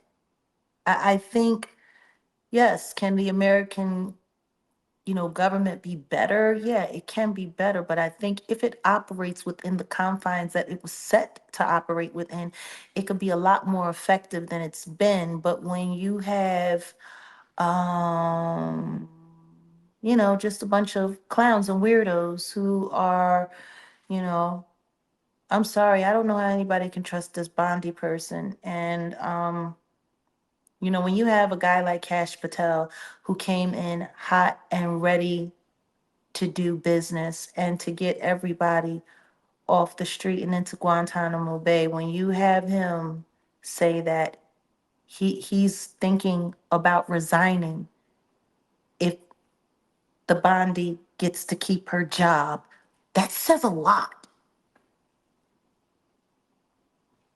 Like, I gotta leave if you're going to let her stay here. That says a lot. Like, I mean, I said that, I felt that way about the industry. Like, if y'all going to keep operating like you're operating, then I'm out. Like, when you say stuff like that for something that you have such a great passion for, because the same passion that I have for music and art is the same passion that Cash Patel has for the law. He's been waiting for this appointment. Well, what's Bondi over there doing is so out of control that it makes him not even want to stay and do his job. But then again, he's done at least one or two raids while he's been investigating the Block Corporation for all of their illegal wire transfers that are allegedly attached to unalivings and laundering and all kinds of crime. And by the way, let's not forget, Sean Carter sits on the board for the Block Corporation. Block Corporation that owns Cash App. Mm. Trust me, I have no problem with understanding who's messing with my Cash App every time something goes wrong with it. Joker, That, you remember that, when I was over there and my Cash App got disappeared when I went to go to get us a pizza from Zalat, and then the next thing you know, it came back. oh, that's facts. I don't know what You that remember was. that? Yeah, I don't know what that was. I know what it was. Sean Carter sits on the board for that company. I know exactly what it was. Just like the fake cash apps that they got running all over YouTube. They used to have one, Jags Bread 22, and mine was Jags Bread 2. And now they're passing one around that says cruelty free artistry with an extra Y at the end.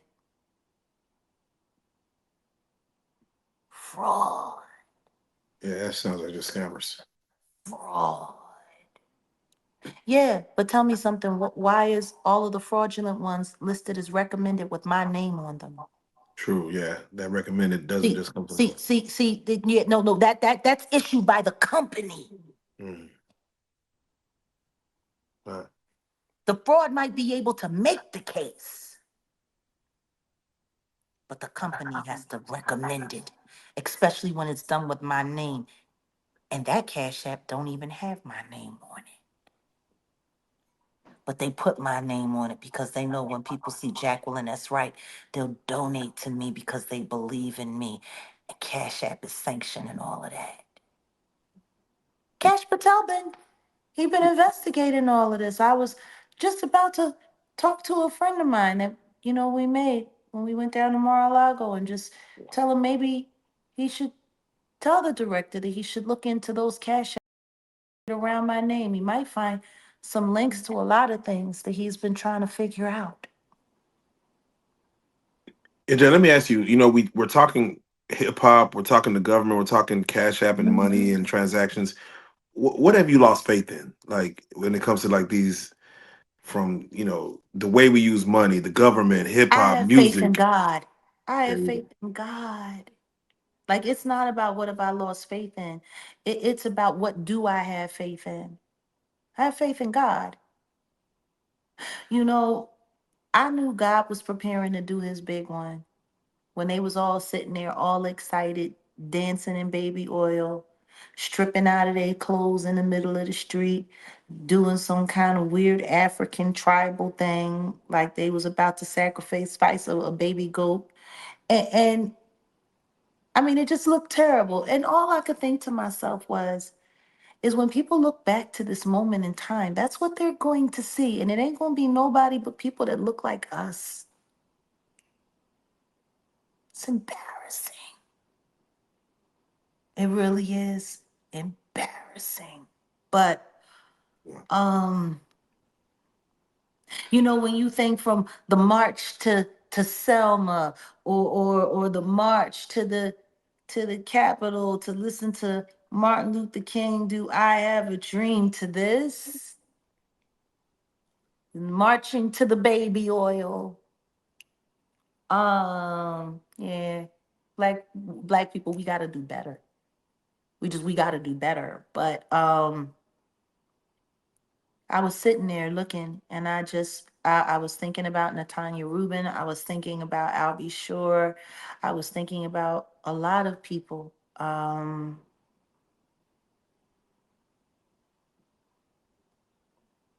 some names I won't mention. I was thinking about just the state of the world, and I'm like, yeah, he's not going home. They ain't giving him bond. Yeah, wait. So you They knew was you all sitting there. They was all sitting there. I mean, there were YouTube thumbnails that came out 48 hours before the bond hearing saying that Diddy was coming home. Diddy was coming home, which was so telling because it only proves that they had access to somebody on the defense who was letting them know that they planned on running for bond. Because why would that just be an out there wish? That's how excited they were to try to push that through. This was also around the time of the summer solstice kicking in. And I think a lot of people forget that these people are involved in occult behavior and dark arts. And around those times where the moon is changing, they're doing rituals. They're sitting there, they're wishing for what they want, they're hoping for what they want. But I have my own prayer group, and we were praying at the same time that God's will would be done. And while they sat there and they stoked all of they little, hey, Diddy's not guilty. Diddy's not guilty. I wish they would say he's not guilty of all of his charges because he was found guilty of two very serious federal charges. And I wish people would stop pretending like that ain't happened and like that's not real. Like it's sad. The need to pander to power. Because that's all it is. It's pandering to power. You wanted that man to get out because you feel as though he's powerful. He's a symbol of your power. And guess what? They all had to go down to Star Island without him and have barbecue without him. Sure did. And he's still in there. Oh, you mad? Oh, you all upset that Diddy? Oh, you poor things. the judge Maybe did. maybe you should try my God. He There you won't go. let you down. There you go. Yeah, the judge is looking. He's looking at a lot of things. There's a lot of things wrong. There's all kinds of jury tampering, and I think it's obvious at this point. This juror 25 running around, he's really talking too much. He's saying too much. And I'm not saying that Gene Deal is the authority on all things federal, but if Gene says that he talked to a contact and he used to work for them boys. If Gene says they coming back with another indictment, I don't know. Yeah. Not only that, the Mann Act is a violent act, and they went into court saying that he's violent. They Right. conceded to that. Right. Why would you let a violent felon out on the street? I mean, they was all excited and they was moving it up, and everybody was sitting there like the guy with the little travel baby oil that I just showed you. He was out in front of the courthouse on the day when they was doing to find out when they was pushing the bill, and he was upset because there nothing happened. So they decided that they was gonna, I don't know, do a baby oil dance and hope that something would change. I don't know. These people are retarded. We It's funny though, because you want to know what? On my footage that I have from when I was there on the first day, questioning whether or not this was going to be a fair jury and looking at the layout of everything, that same man with the handkerchief over his face and the baby oil running up behind the woman looking like a jerk, he interviewed with me. And do you want to know what he had to say to me? That he didn't think it was going to be a fair jury, and he didn't think this jury was going to convict Diddy of anything. Isn't that funny? A YouTuber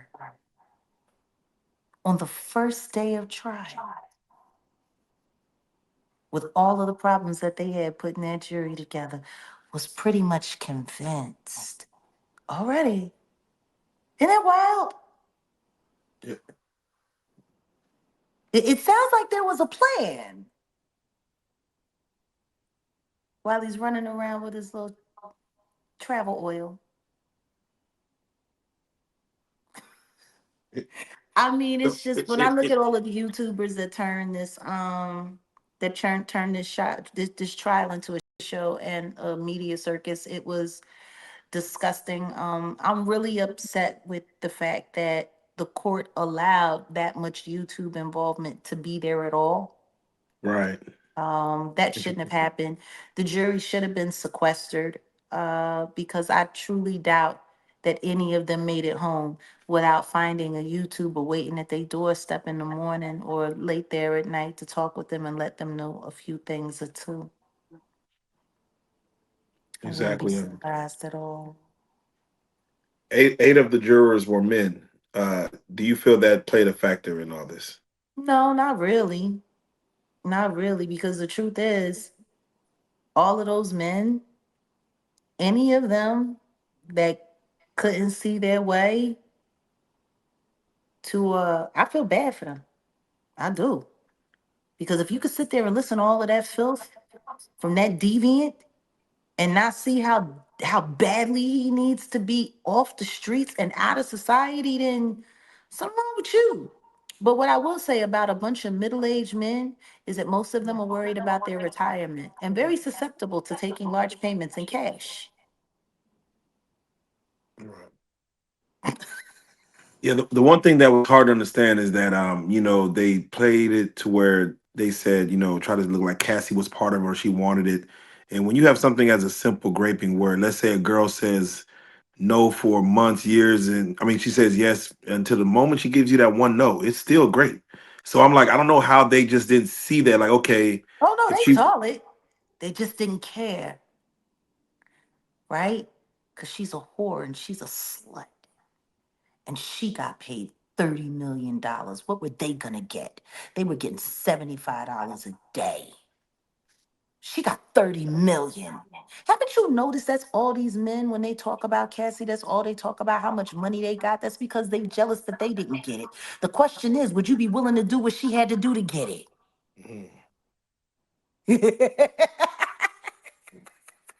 They also jealous of what she got in her pocket. Y'all willing to do it? Because if so, that makes her the toughest G. That really do. It make her the toughest G. It make her tougher than all of y'all. No, y'all just want to get a quick payday, talking crap about her. And like I said before, 30 million wasn't enough. The humiliation, the problems, the simple fact that somebody said allegedly during one of her pregnancies before this last one that she was actually on Suboxone. Suboxone is what they use to get you off a heavy narco. She was still struggling with addiction. You know, I never understood how men feel so comfortable slut shaming women who've been in real terrible situations. Listening to Vlad sit there on Pierce talk about how she didn't have any talent and nobody else was gonna spend that kind of money on her and she loved it and she this and she that and she this and she that and free Diddy and Diddy this and Diddy that. Well, I want to ask Vladimir something. When you gonna send your daughter to go be the diddler's new girlfriend? Since it's really not that much of a problem. Matter of fact, every last one of y'all that got some cash money to talk about Cassie, you know, the way he like kissing his mama in the mouth. When you gonna put Granny on the block for it, Come on. huh? Or maybe y'all want to add him 20 to it and whack 100 and put your wife on the block for it. You got a black wife, don't you, Vladimir Lyuski? She might like it just like Cassie did. Like I'm just trying to figure it out. 30 million, right? That's what she did it all for. She did it all for the money. She did it all for the cash. That's what you're saying? So then why don't y'all put y'all on the block for it? Real rap. Like, I'm gonna tell you something right now. All of the weird that I did when I was in life, I walked away for a very good reason because I felt myself losing my humanity. The kind of that I was allowing myself to do to people for money,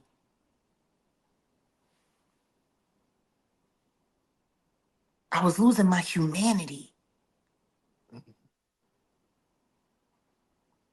And when you get to the point where you lose your humanity and you're able to do anything to anybody for bread, you lost, G. You're lost. So when I think about all of the things that I've heard that Cassie went through and all of the stuff that she was doing, I don't hear some money hungry slut who was looking to groom the whole world and take advantage of a bunch of men and exert her feministic sexual power over everybody. Like I don't hear that at all. What I hear is somebody that gave up on themselves and felt as though this is all I'm good for. So I might as well make the best of it. That's what I heard. Mm. That's what I heard. I heard that. And if you've never been in the life, you really shouldn't talk about it. For real. You shouldn't talk about it. You know, when I first started kicking and doing real strange, horrible, you know, things to people for money as a dominatrix. The stuff that people used to ask me to do, part of the reason why I had no problem with doing it was because I was abused myself. I use it as catharsis. All of the pain and the hurt that I felt as a victim, I took it out on them and they paid me well to do it. And everybody agreed at the end of the day that it was okay. Until I started realizing it wasn't okay. If you've never been in a position to have to live that life or resort to any of those things or do any of those things, you really don't have any business talking about it. That's like lay people trying to explain what it's like for a surgeon to lose a patient on the table. You might be able to imagine that it's terrible. You might be able to imagine that it's a horrible thing to be in charge of procuring and saving a life or helping improve a life, and then instead you lose a life. Like you might be able to have an opinion about it, but gee, you don't know what that feels like until you've been there. You don't know how many times that physician is going to see the face of that person that he lost. I know plenty of people who have lost patients, whether they be nurse practitioners, doctors, whatever the case may be. And some of them have had to walk away from their career just because they couldn't get over that one moment. Who would I be to say, man, you gonna quit your job? You making $8 million a year as a surgeon. You gonna quit your job because one person died? Man, you got plenty of clients that lived. I would sound like a for saying that, wouldn't I? Yeah, come on. I would, wouldn't I? Exactly. If I said, man, that probably, man, he was half dead already, man. You needed to be glad you put your hands on him, man. Yeah, man, he was out of here anyway. I mean, it ain't gonna affect your malpractice insurance, is it? Like, I would look like for talking like that, wouldn't I? Yeah. So how the do any of you think you look any different talking about Cassie or any other woman that way? Like all of you are whack. Whack.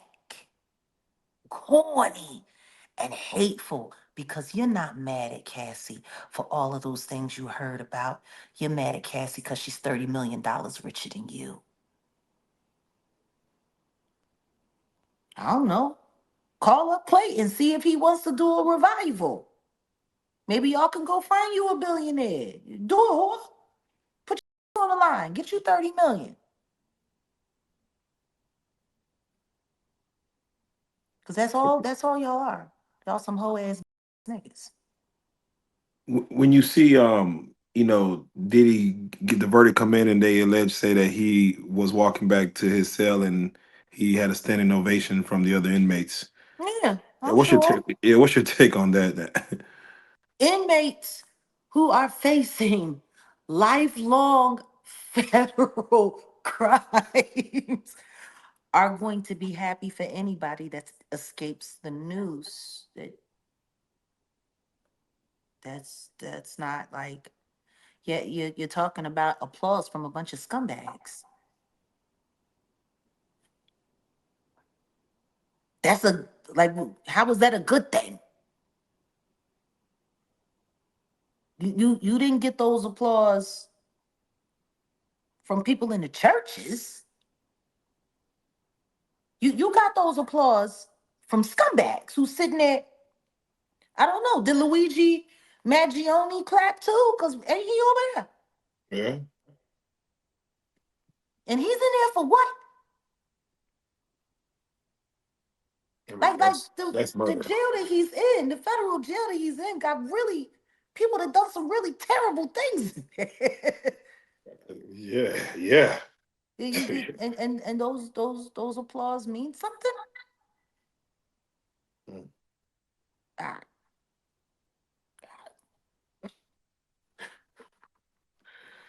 I don't know. I don't know. It seems like the world is so addicted to capping that they don't know when to stop because they sound absolutely ridiculous.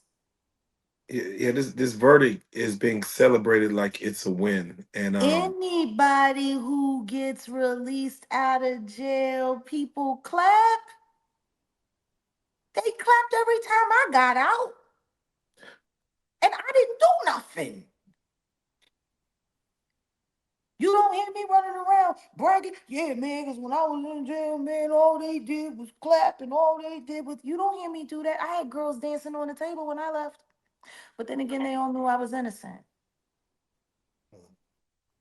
And I was in there praying with people. There was people that cried too. There was people that didn't want to see me leave. Because who was going to pray with them? Who was going to do Bible study with them? Who was going to make spread with them every Sabbath? Like prisoners get emotional for all kinds of things. But if you ain't never been in there, please stop acting like you know the value of what that shit means. It was bad people clapping for a bad man who got away. And guess what? They sitting up there, ooh, maybe, maybe when I go, it'll be good for me. It's called hope. It's just wild. Yeah. no, definitely, definitely. We're- with all this coming, because again, like you said, the dust is still in the air. Ain't nothing going away. Oh, yeah. More lawsuits are coming out. What is your crusade for all this? Like as far as the message you're continuing to push, because it seems like it fell on deaf ears from some of those Diddy is jurors. in God's hands. I'm working on the rock. See, I'm looking at that thing. You know how you play dominoes and you get the big six. You got that spinner, you know, Yeah. and you sometimes you waiting on that spinner because that's your win. You know what I'm saying? That's what I'm working on. I'm working on a spinner. I'm working on big six. I'm working on big six, and we gonna make it. We gonna make it interesting. Cause see, Diddy's already caught. There's no need for me to sit there and fret over what's caught. Caught is caught. He's in there. As it stands right now, there's no bond, and his lawyers have agreed to let it go to October 3rd. There's a lot that can happen in what are we talking about? 10 weeks. A lot can happen in 10 weeks. But what I do know is that a superseding indictment is a superseding indictment. Is there. He's sitting there. He's there. He's caught. Now, the question is, can we find one thing that can link him to any of his friends who deserve to be there with him.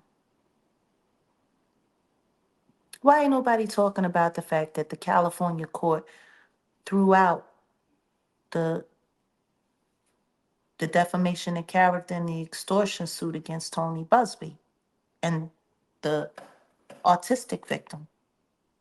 Right. Why ain't nobody talking about that? Because she never retracted anything she said.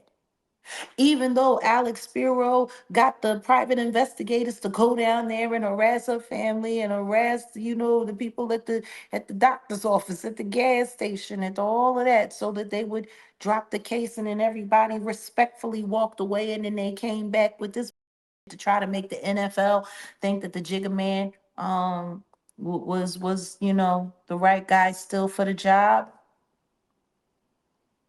You want to know what's so funny? Everybody keeps forgetting where the NFL was with the black community before the Jigga Man stepped in, before Rock Nation stepped in. Right. There was a blackout. No black dollars were being invested into the NFL at all. Colin Kaepernick, at one time, he was leading the charge on that. And then all of a sudden, this big lip freak comes out of nowhere talking about we're past kneeling. And now all it took was him bringing all of these weirdos that are into all of this crazy stuff, that do all these satanic rituals live in front of American audiences, game after game. And then the black people was back to spending their money. Right. How did we forget that we were boycotting the NFL because of their unfair treatment for us and our players? And guess what? The treatment didn't change. Halftime show just got better, or, that's comparative, or depending on who you're talking about performing, because they Yeah. ain't all been great. Would you say Rock Nation's doing a decent job with it? No, not really. They're pandering. They're pandering. They're doing nothing more, because the only people that they're putting up there are their people and people that are loyal to them. That's it. They're not bringing. There's a lot of other people that could have gotten a halftime show. And I mean, I understand the whole Kendrick Lamar play, and that was supposed to be enough to satisfy the masses or whatever. Um, but that's starting to really look kind of weird now.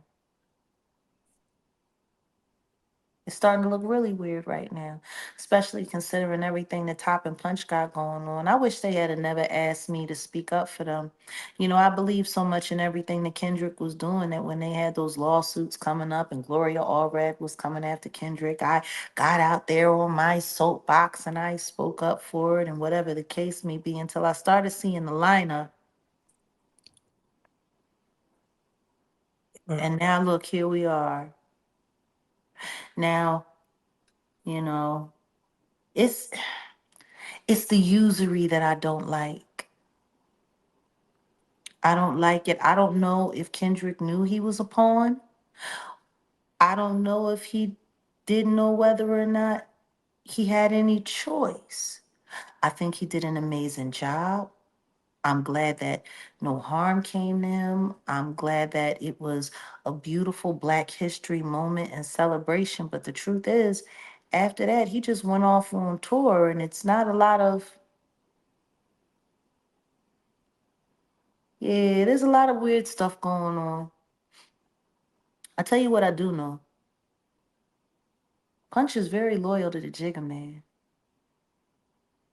And just the way they've been using Dochi as a plant. It was so funny. There's this guy that Lulista or whatever his name is, and he was sitting there trying to convince everybody that Dochi's not a plant because she works so hard, and she's been around for so long, and she's not some overnight sensation. And that's how you know you were paid to do that piece, because all plants don't have overnight success. I can think of a group right now that's an excellent example of a hip hop plant. What's that? They're called the Roots. You know, I used to be a part of that band. They worked very hard. They worked super hard. And we were all so committed to the culture and so committed to music and so committed to our communities and doing the right thing and using music to do the right thing and creating all of this good love. And guess what? Passed over, kept getting passed over, kept getting passed over, kept getting passed over until you got me. And they've been lining people up and up careers ever since.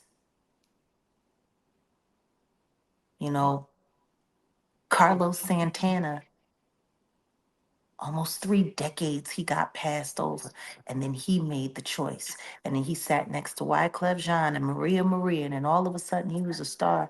You know, all of his people laughed at him and they passed him over and passed him over. It was Richard Nichols who really got me to understand that, and I never really understood what Rich meant when he told me it was time to make the sacrifice because all of this couldn't be for nothing. I didn't realize. But when I saw that pumpkin, that witchcraft pumpkin, in his bedroom that day, and I knew I was never walking back in that house, and I knew I could no longer allow him to have complete control and autonomy over my career because clearly we believed in two different things, you know. I mean, it could have been So funny. Halloween. Huh? It could have been Halloween. No, it wasn't Halloween. It was the summertime. Wow. It was a pumpkin that was a candle and it had hair in it. It had eggshells in it and a bunch of weird in it. And it was nowhere near October. I was there hanging out with Pedro when I came into the room to check on him. It was really weird. Mercer's mom pretending to be their maid, and then the second that they got married, she quit, and that was just the end of that. You know, it's one thing to have somebody tell you that they're an atheist. But what I've really come to learn is that people that say that they're an atheist, they do believe in something. It's just not God. It's something else. See, that's where people really get it fucked up. Just because you don't believe in God don't mean you don't believe in something. You do. You being ran by that, you being driven by that, whether you want to acknowledge it or not. You know, that's the problem with the game. All that witchcraft, all of those optical illusions, all of that seduction. They make it all look so nice until you realize that you don't get to walk away from it. You got to trick other people into being down with it in order to stay where you are, reach higher.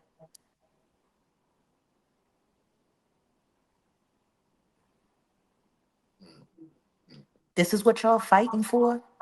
Because, see, when I see people outside of a courtroom stripping down in their clothes and throwing baby oil all over themselves, I think about every artist that I know that died from suspicious means, which I wish it had proper investigation.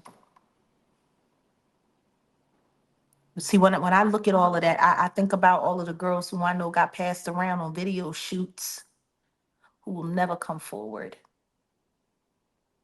I think about women like Anna Kane, who came into this whole thing ready to testify for what happened to her as a Jane Doe.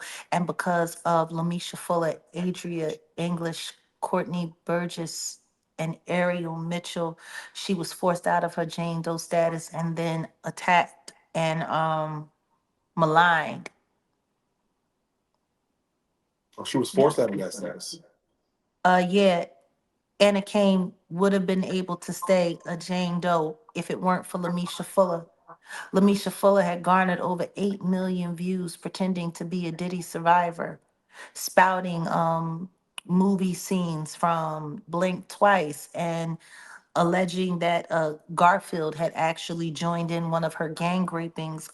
She accused me of being her driver. She accused Natanya Rubin of doing things to her in her own home, someone that she had never met, never seen.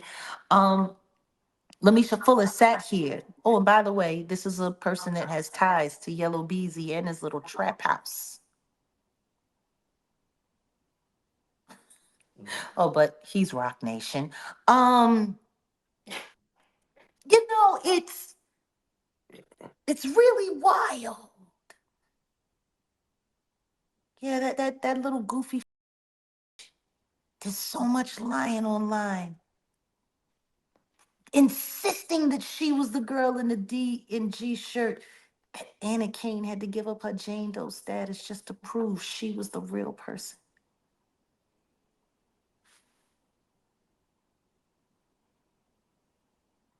People running around talking about Allie Carter and why wasn't Allie Carter at the trial. Meanwhile, Allie Carter's going live saying that the jurisdiction was why she couldn't why she couldn't testify at the Diddy trial. Isn't that funny? Because federal jurisdiction is the entirety of the United States. What was it that Ali Carter said a week ago? See, the crime that happened to her, it happened in California, and the court, the trial was in New York, so that's why she couldn't be there. But Cassie testified in New York, and the videotape that we saw that came from LA as well. So how did Cassie get to testify and not Ali Carter? If it was a jurisdictional issue,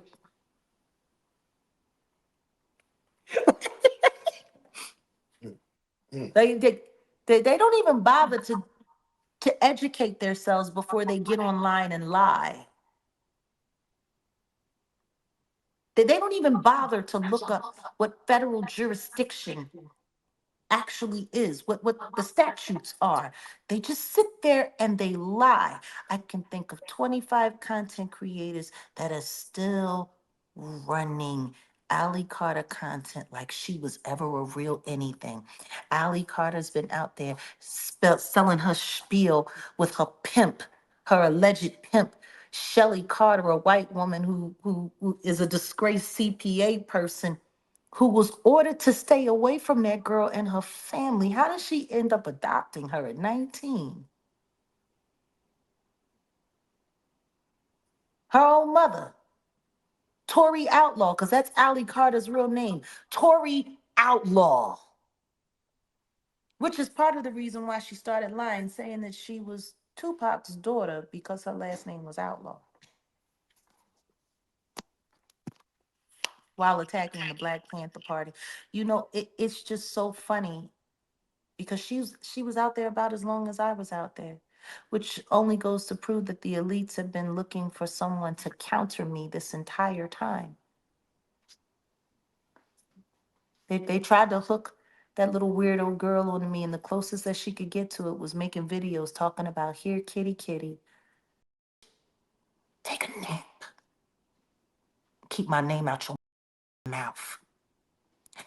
And if y'all content creators want to talk about something regarding Tory Outlaw, why don't you go to the authorities and ask them when they're going to hunt down that woman that her own mother said has her hooked on pharmaceuticals while she's sitting here lying online? She's been exposed 8 times in the past 3 years, and people are still buying into this. While real victims and real survivors are being affected by all of these lies. Well, God bless you, Uncle Mike. I don't know how you still do it. Yeah. yeah. Jack, I want to talk about Chris Brown getting arrested in London. Yeah, he got arrested and then he settled that. Now they got more charges. They won't leave him alone, will they? Right, right. What do you think? Extortion? What do you see here? I think his case for 500 million against who was it? What company was it? Was it Disney or something like that? What no, what was it? NBC for Well, that no. documentary that they did on him. He was suing for 500 million. I think it was looking good.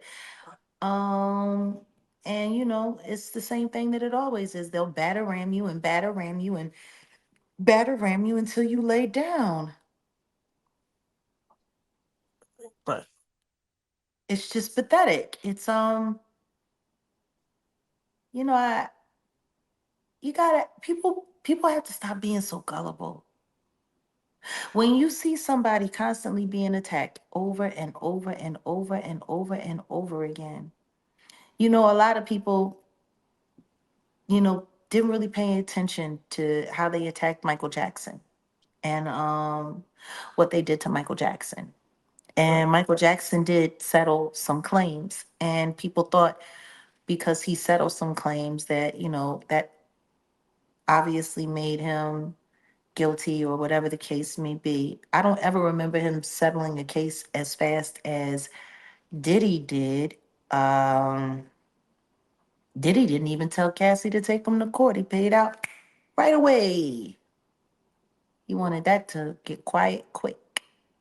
But the Just thing yeah. is, when you have somebody draining your pockets in legal fees and your lawyers are squeezing you dry, sometimes it's best to settle before you go bankrupt. Chris Brown employs a ton of dancers. There are a lot of dancers that work because of him. He does the same thing that Michael Jackson did. Um, and I know that there were times that Michael Jackson settled because if you just keep letting them linger and linger and linger, it starts to affect your money. Like people don't realize when you get sued like this and you have to go back and forth to court, you have to pay for every motion, you have to pay for every hour, you have to pay for every phone call.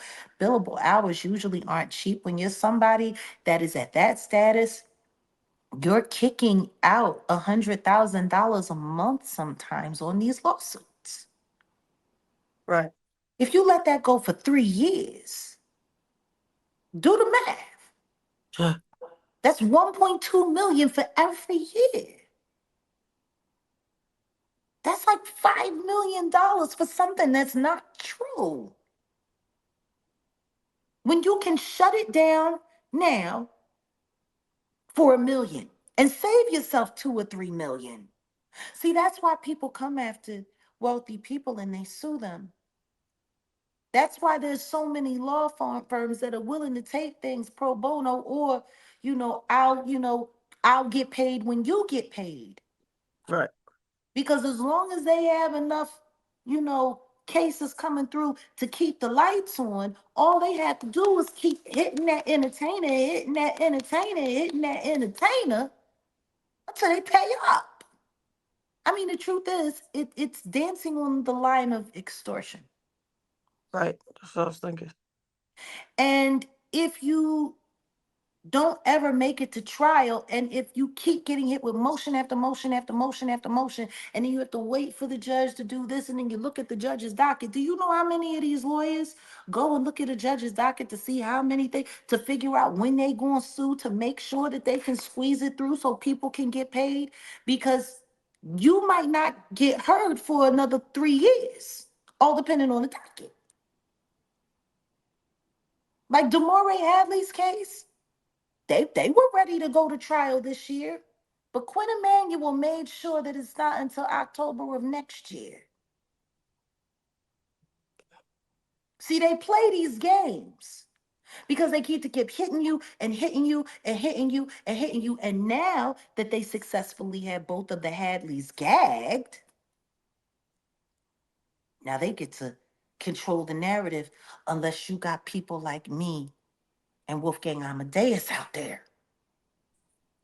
keeping it up. I'm so glad we were able to collect all of her story in entirety the way we did before she was gagged, because we still get to run with it. We still get to be a voice for that. But once that happens, once the gag order is in place and nobody's allowed to talk, has the most money to spin media gets to run the narrative.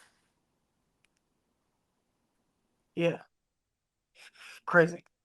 No, it's beyond crazy. It's put somebody in a straitjacket and asked them to break dance and do the boogaloo. Like it's insane. But this is how the law works, unfortunately. Fortunately. And I know because it's time for me to move forward and ask the judge to take my name off of that disgusting lawsuit that I was put in. And it's time for me to put in my counterclaim. But of course, that costs a lot of money. That costs a lot of money. But the good thing is that now that the trial is over, it makes her put me in that lawsuit look even worse. Because, see, that lawsuit was put on me a week after I got the Defender of Freedom Award. See, that's malicious intent. Yep. That was done intentionally to destroy my character, which, of course, no doubt, could cause great emotional distress, especially for somebody who suffers from complex PTSD, which I'm a survivor of because of my trauma in the past. See, that makes it look a little different. I wish a lawyer would say, you know what, Jag? I want to make some money. Let's go get this money. I wish somebody would just come up to me and say that because it's nothing but money in the bank. I'm It's sure they just will. sad. It's just sad that I gotta go through all that though. Right. Like that's how credible I've become. That people are putting my name in lawsuits, calling me a Diddy employee of a criminal organization that he couldn't even get convicted for. That makes that look even worse. Right. Should Offset be Mm. asking Cardi B for spousal support? Yeah, absolutely. I hope he gets paid. I do. I do. I mean, why not? She used him and his family to become somebody, and now she's trying to make fools out of all of them. Like she don't know that the reason why she can't put together no real album is because Takeoff is dead. Because they was, he was the writing machine for the whole family, and the Migos they put her on. You know what I'm saying? And if she want to go and run off and act like she don't owe these people nothing, Right. let's be honest. See, this is a stripper going wild. Is Cardi being petty for getting Offset's favorite player? Getting with Offset's favorite player? Yeah. And the truth is I don't even believe that thing is real. And not because of the whole BBL thing. He's like going the Shannon Sharp way of proving his machismo, and that don't look good. Like everybody says that he smashes way too many women. He's got multiple women pregnant at one time. He can't seem to really settle down with anybody. And usually, when handsome men spend all of their time trying to prove that they're that virile, it's because they're down low.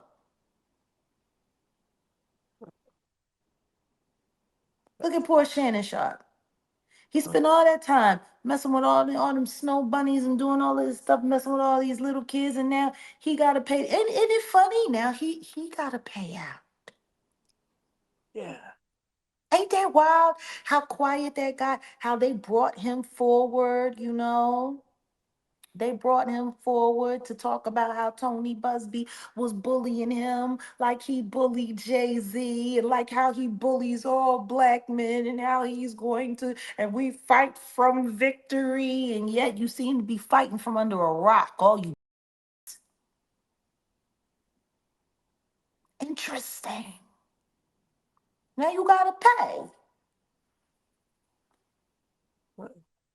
Mm. Don't even believe that OnlyFans alone is bad for some of your health and your financial well-being. Right. Um, Academics was caught making sexual comments towards a 15-year-old. Yep, and all of that seemed to go away the second day he started going after Kendrick and going after Rock Nation. To which now he's changed his mind and he's backing down because Desiree Perez and them put strikes on him for promoting Pusha T's album after they asked him to, and now they're coming after his bread, so he's up and acting like a fool. You know, all of them seem to be doing a lot of little weird things, and then all they have to do is go out and do their Schluminati crash test dummy job. Like DJ Envy, his partner, the Fed charges for all of this stuff, and now he said up there, "Well, I didn't know what he was doing." No, you just introduced him to everybody, and you told everybody in the world to get this liar and this thief and this criminal the money, and we supposed to think you didn't know what he was doing with it. Right. There's a lot of them that seem to be getting away with stuff. Ack, he got his issues. Charlemagne, what happened to his A minor case? See, you know, they all it's yeah. They go out on a dummy mission and it's like everybody forgets that they all scumbags. This is where we're at now. It's crazy. It's Yeah, is it the year of the rat? I don't know on the Chinese calendar. What I do know is that it's time for some really, really, really good people to step to the front because, like, we're losing, man. There's no role models here. There's no role models here. It's like I was looking at a content creator and it was so wild because this person did a short and it was little kids, like 3 and 4 years old. Like they Mhm. didn't look like they was much older than 5, and they had their middle fingers up, and they took my yeah, fuck yeah, and the little girl throwing up and all kinds of shit. And I'm sitting there waiting for the moment where she says, "Yo, where your mom at? It's time for you to go inside. Where your mom at? Where you live?" Because I know that's what I would have been doing if I seen little kids acting like that in the street.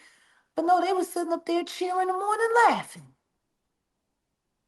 Yeah. That's cute. Let me see. You know, we got the girl who goes to she was working at McDonald's. She was being pressured by her roommate. She snapped, she get a kitchen knife, she go to work. Like she was on social media losing her mind for weeks. Right.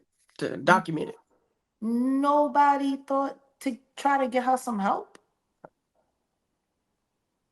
Like everyone just sat there and watched. For crying out loud, there have been just in June alone, 4 YouTube content creators lost their lives. Right. And then people turned around and made that content. You want to know what one of the subscribers said about that bubbly and that finny person who died by the hands of the Manny? They actually said, well, I'm just going to keep watching their channels because it's like they never left.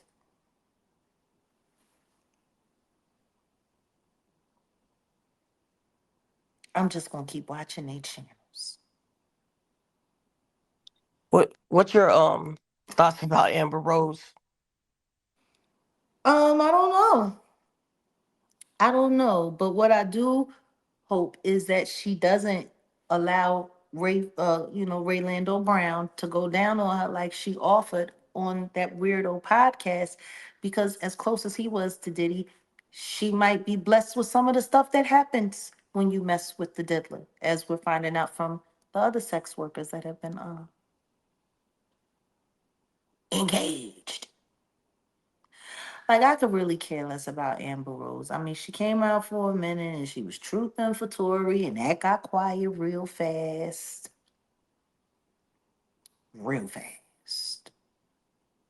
I don't like when people clout chase justice or a moment or a movement. I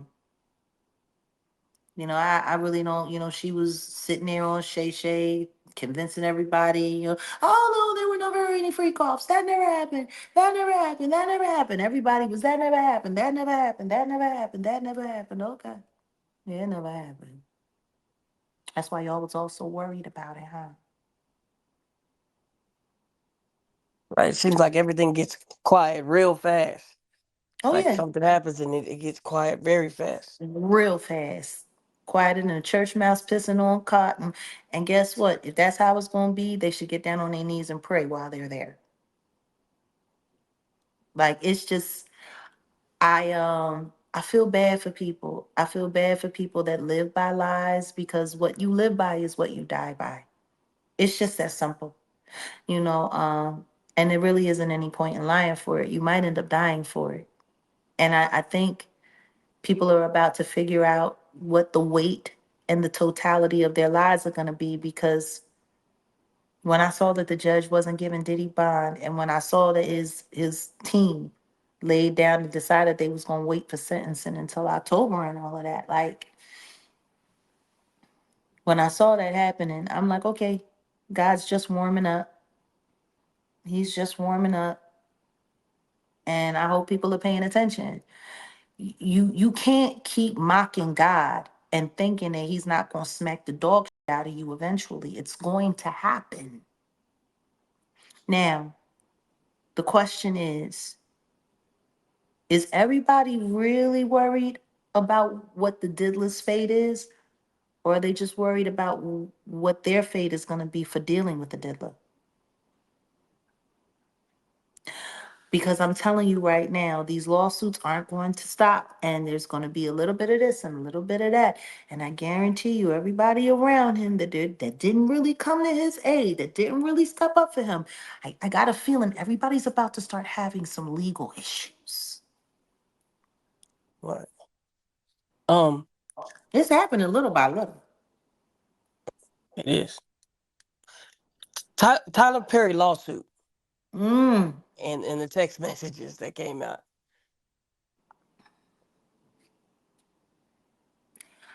I'm still surprised that people who have watched that man run around in dresses for years and look more comfortable pretending to be an oversized woman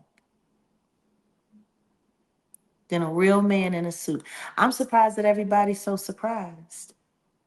I'm surprised that if after everybody's seen the images of him laying hands on TD Jakes and TD Jakes chirking, twerking, and all of that, and just like I'm surprised that people are surprised. What I do know is this: everything that he's talking about, that new witness that's come forward, is the same kind of stuff that we were already talking about with Bad Boy, and it's kind of like the stuff that we're hearing about that's happening in the backdrop of a lot of these so-called rap companies or whatever the case may be. And I think people just really need to start paying attention to the fact that I keep telling y'all, everybody knows and everybody's in on it. Everyone.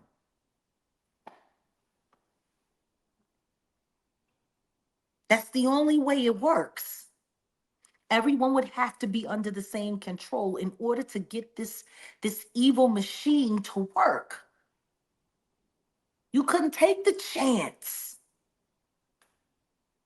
You know, it's when you look at the amount of people that are used to gaslight a person's life in these scenarios, um, the lawyers that are hired, the lawyers that, people are finding out that the lawyer that they hired to help them was actually working with the bad guy all along to get them to do this and to do like these people put a lot of time into orchestrating these things to hold this little weirdo secret society up. And if y'all think that they gonna let it go without a fight, then you're wrong. See, that's why I said, you know what? As much as I enjoy wearing my braids and the color and all of that, after I left the courthouse, I stripped down and said, it's time to go back to war. It's time to go back to war. It's time for me to just take it all the way back down to the natural again. Stay away, I need to be ready. I need to be push-up ready. I need to be sweatsuit ready. Right. Because this is a fight. And it's not just for justice, but it's for the truth. And It's for the preservation of something that's supposed to be special to all of us, and that's music. That's God's gift. Y'all know how I feel about this. Fighting to get a company, off of the ground so I can create an alternate space. But the truth is that's the last thing that they want, because if these people have an alternative, then what happens to their objective? They need it under complete control from the rooter to the tutter. And if y'all can't see after everything that we've found, that's what this is. It's absolute control. From the second that they get signed into their deals, their PR person is watching it, the stylist is on the take, the nutritionist is feeding them food, the this is that, like it's everyone encroached. When I was listening to Demore and we were talking, during the interview, and she had gotten a job. She was working at Iconics during the pandemic. And her mom knew somebody there because she had lost her job. She was a social worker, and they lost their funding, so the whole thing went down. She was actually working with victims of torture and teleporting, which is why she was able to spot some of the nasty tricks that they were playing while she was working there at Iconics, because she was there for 3 years, and in those 3 years, they were watching her, trying to convince her to leave her relationship, forcing her to try to work late hours, trying to introduce her to other ball players and stuff, to entice her with this life. They doubled her salary to you know guarantee that she would have to spend more time away from them than it was. We want you to come and work at our house and meet these people and meet that people, and we want you to go. And she was like, I'm in a relationship, I have a partner, right? I do want to be able to go home, spend time with my man, spend time with my dog. And they kept on and kept on and kept on. And when they realized that the money wasn't going to be enough, they they they created this whole fake scenario for her to sit down and talk with someone that was supposed to have been working for Nike in some kind of Nike ambassadorship or whatever for brand development, and instead she was the only person there. It turns out it was an unauthorized psych evaluation, because they was trying to find a way to prove that they could make her sound like she was crazy so her mother could put her in a hospital to get away from a man. That was her job. Uh, This is what her employers did to her because her mama threw out the bread. How nuts does that sound? But I understand it perfectly. I've had it happen to me. It was Jay French that sat there and begged me to meet with that company, View It, last year. You remember, Joker? I mhm. introduced you to them. You Yep. remember all of the great plans and all of the great deals? Come to find out, Cuba Gooding Jr., Diddy Doo-Wop Lieutenant himself, who's also been MIA like Stevie J. Yeah, but this was the company. And they did all of this, and they devised all of this, and they put all of this together so that they could stop me from doing what I do, so they can find out who I was planning on interviewing. Somebody recently tried that again. My shoot at the courthouse, Mm, the director is a Rock Nation employee. He's worked for them. Why would I hire somebody that worked for Rock Nation to film anything for me? right. Makes no sense. What's even more interesting is the person that hired him to do it. And I take no pleasure in burning old school hip hop artists, but I think I'm going to be doing an exposure. I think it's time for people to find out exactly what kind of man Eric B really is. We already know what kind of man Wendy Williams thought he was. I just Right. want to know why you were running around chasing Jaguar Wright content, Eric B. From me in Vegas with Sophia, all the way to me going to the courthouse and you hire Zaire Baptiste, who did like he's worked with RocNation. Everyone knows that he's loyal to the Jigga Man. Why would he be filming anything for me? And why would you want all of that to stay secret? Because while you were only announcing yourself as Eric, you wanted to make sure that nobody knew that it was Eric B. Why not? Torchious interference is a bitch. But y'all were very privy to the fact of everything that happened. And it was Jay French that introduced me to that company. Matter of fact, he insisted. I wasn't even all of that interested. I didn't like what they were doing with him. Matter of fact, if it wasn't for me, would anybody even know about his last project? I mean, I think it's fair to say at this point in time that he bought his way to #2 on the iTunes rap chart, right underneath Kanye. But I mean, it fell out of the sky like a falling star. And if it wasn't for me mentioning it right here on this couch in that interview, because it went all the way down to what was it, 120 something? And then it popped back up to 62, and then it just disappeared again. Mm. I guess no one remembers that, huh? And he's the one that introduced me to this company that stalled me out, put me in a place where the lease was shaky and not legitimate, allowed stalkers from YouTube to take pictures of where we were living, to dox our location, like,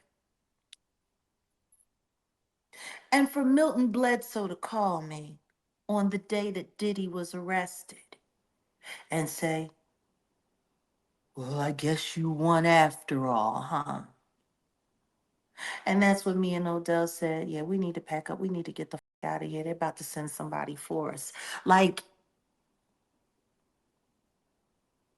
to think that Jay French came into my life back in 2019 through Rob Ski, who was spying on me on behalf of Erica Badu for the Roots, so that they could go back to Jay-Z and see whether or not I was going to be a problem in Dallas. For him to come into my life at that time, pretending to be a supporter, pretending to be someone who cared after my son had been unalived. He brought me nothing but misery, and he brought me nothing but bad business. Matter of fact, what he brought to me after that had me in a bunch of crap and had me surrounded by somebody pretending to be loyal to Angie Stone, and all it was all of it led to the person, the Sharon person, who was impersonating me on YouTube, running around saying all kinds of crazy things, trying to convince people it was me so people would hate me when I walked away from online before I came back and sat with y'all. All of this stems from Jay French. Does that sound like somebody who was really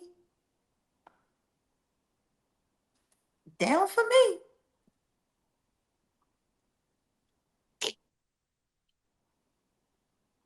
And the only thing I ever did was look out for that boy. I wonder how many people would know who he is if it wasn't for me bigging him up throughout the years, especially here. Right. But see, this is the game. You know, the funny thing is, Jamal, I should have let you go with Khaled. I should have never said anything. When you said Khaled was sending that jet for you, I should have let you go so he could have put some of that special baby oil on you and you could have your own victim story. I told you to stay away from them. I told you how they played and I told you what they had it in for you. But I guess you really wasn't worried about that because you had it in for me. The lucky KBLA. I wish I had never introduced you. Poor them when they find out what they're really dealing with.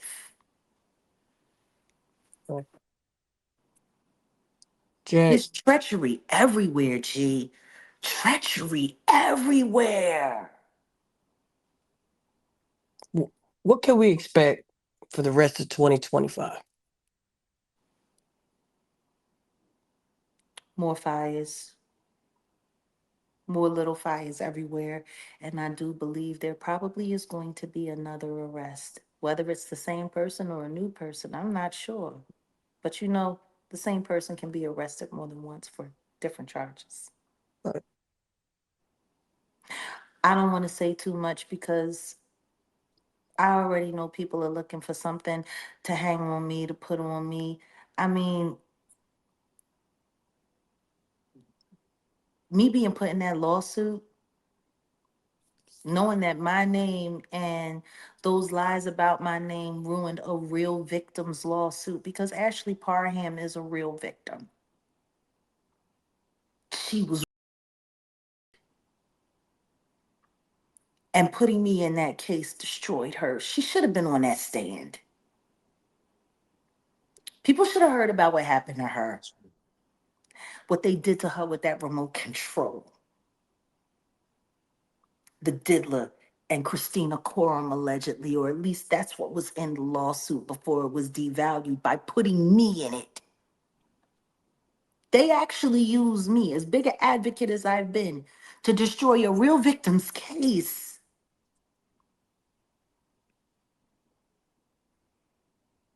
I Yeah. truly doubt if Ashley Parham's testimony had been heard in that courtroom, that that jury would have been able to walk away from Rico or anything else. Her testimony alone would have sealed it all up.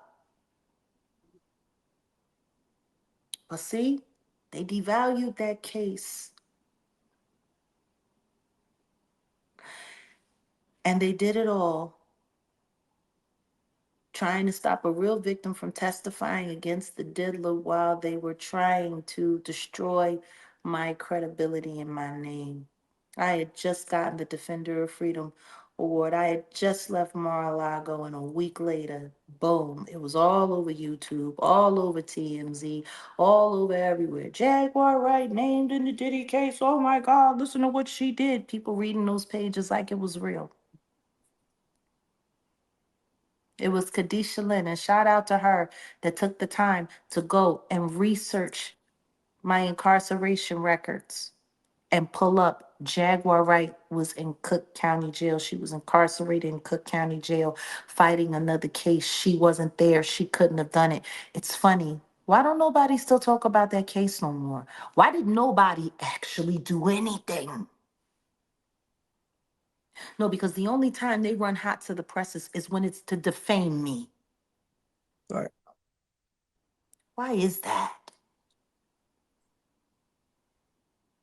Why Yes. is that the only time? Do you know somebody actually has got some short film that they're doing on Diddy? There's an IMDb credit, just found it. Got me listed as the director.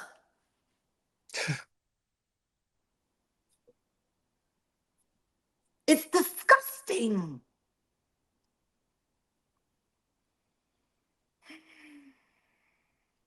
Jack, before we wrap up, I just gotta ask you one more question. Sure. Um, and this is your chance, because I'm sure he will see this. And this is, I just want you to just say what you would say to Diddy right now. Take that. Take that. Take it all, bitch. Just like Cassie did. You earned it.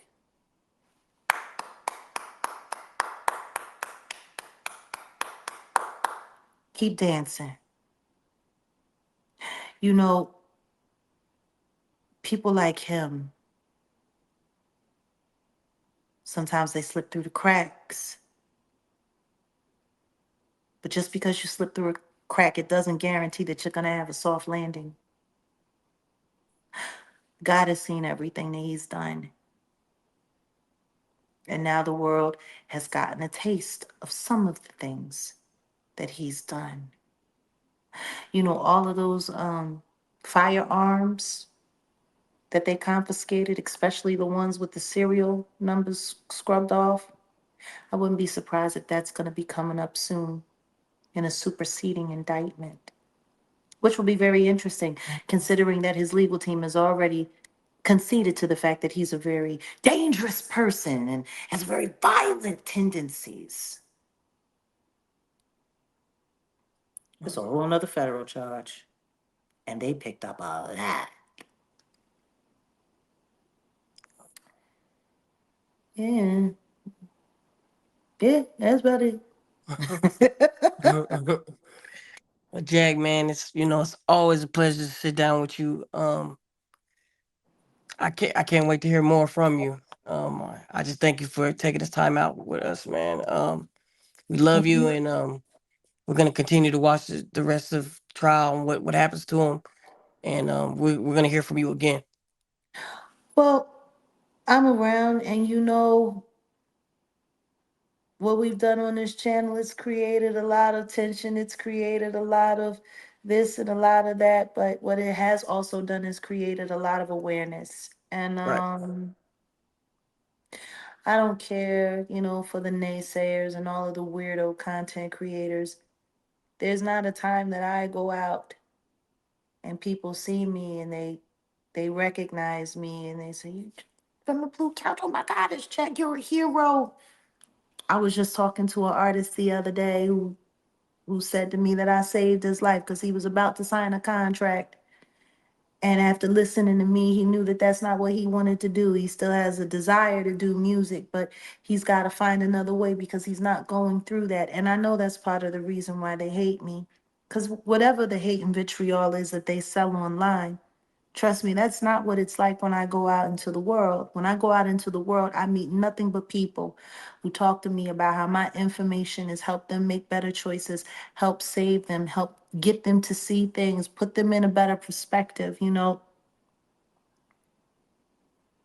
I've shown people the power of word when it comes with positive intention. And I hope that it spawns more people like me to come forward. And I hope more victims do come forward. I know everyone wants to, there were so many content creators that wanted me to be covering this story every day so that they could make their content about their reaction videos about me doing, which is why I didn't do it. Because it was too disrespectful, in my opinion, to due process and to the survivors and the victims. It was already going to be a media show and a circus. I was not going to add to it in any way. I just hate the fact that when I moved on to a story that I think is just as relevant, that I think somewhere along the way there may be a tie. You know, I'm a blood fucking hound. I just am, G. right. When I'm on something, I'm on something. And I'm not going to move around until I'm ready to move around. Ain't nobody going to move me off of it. And y'all know that about me, Yep. and I just all I can say to people is keep on believing in God, keep on believing in yourselves, and don't believe the hype because there's so much of it. But what I tell the people, especially over on my channel, the Jaguar Wright effect, and I'm about to start doing lectures via Zoom. So if anybody wants to come through there, please do, because we're going to be just sharing more history and more information. Information that's way too volatile to be trying to share here because it wouldn't last. But we're opening up a private Zoom room. We're actually doing the first one this coming Sunday, July 20th. So, we still have some spots available if anybody wants to get in. We're going to be talking about the boule, the history of the boule, and how do we get to the point where we see the need to stop making ditties. Um, I'm invested. This is my fight. This is the work that I do, uh, and this is where we are with it. But when I sit down, on my channel, Jaguar Wright Effect, and I'm there with them, I tell them all the time, we got to learn how to be miracles because God uses people to be miracles. Right. We got to learn how to steer into the crash. Just because something looks terrible, that doesn't mean that God can't take what we do, what you do, and use it for his good. We got to stop being afraid of thinking that the popular opinion is the only opinion. If you know something to be true in your heart, How many people got to tell a lie to get you to change your heart? You know, and I tell people all the time, a million people could tell the same lie. If I know what's true in my heart, it's not going to change anything. Not for me, you know, but there's so many of us that public opinion, popular opinion sways what we believe. A lot of people, when I first started talking, would have never thought that what's happening now is happening. They told me years ago, there ain't nobody going to jail. That's never gonna happen. This, am I wrong, guys?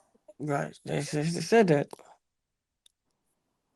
Yeah, she just talking. They ain't doing nothing. Ain't nothing happening.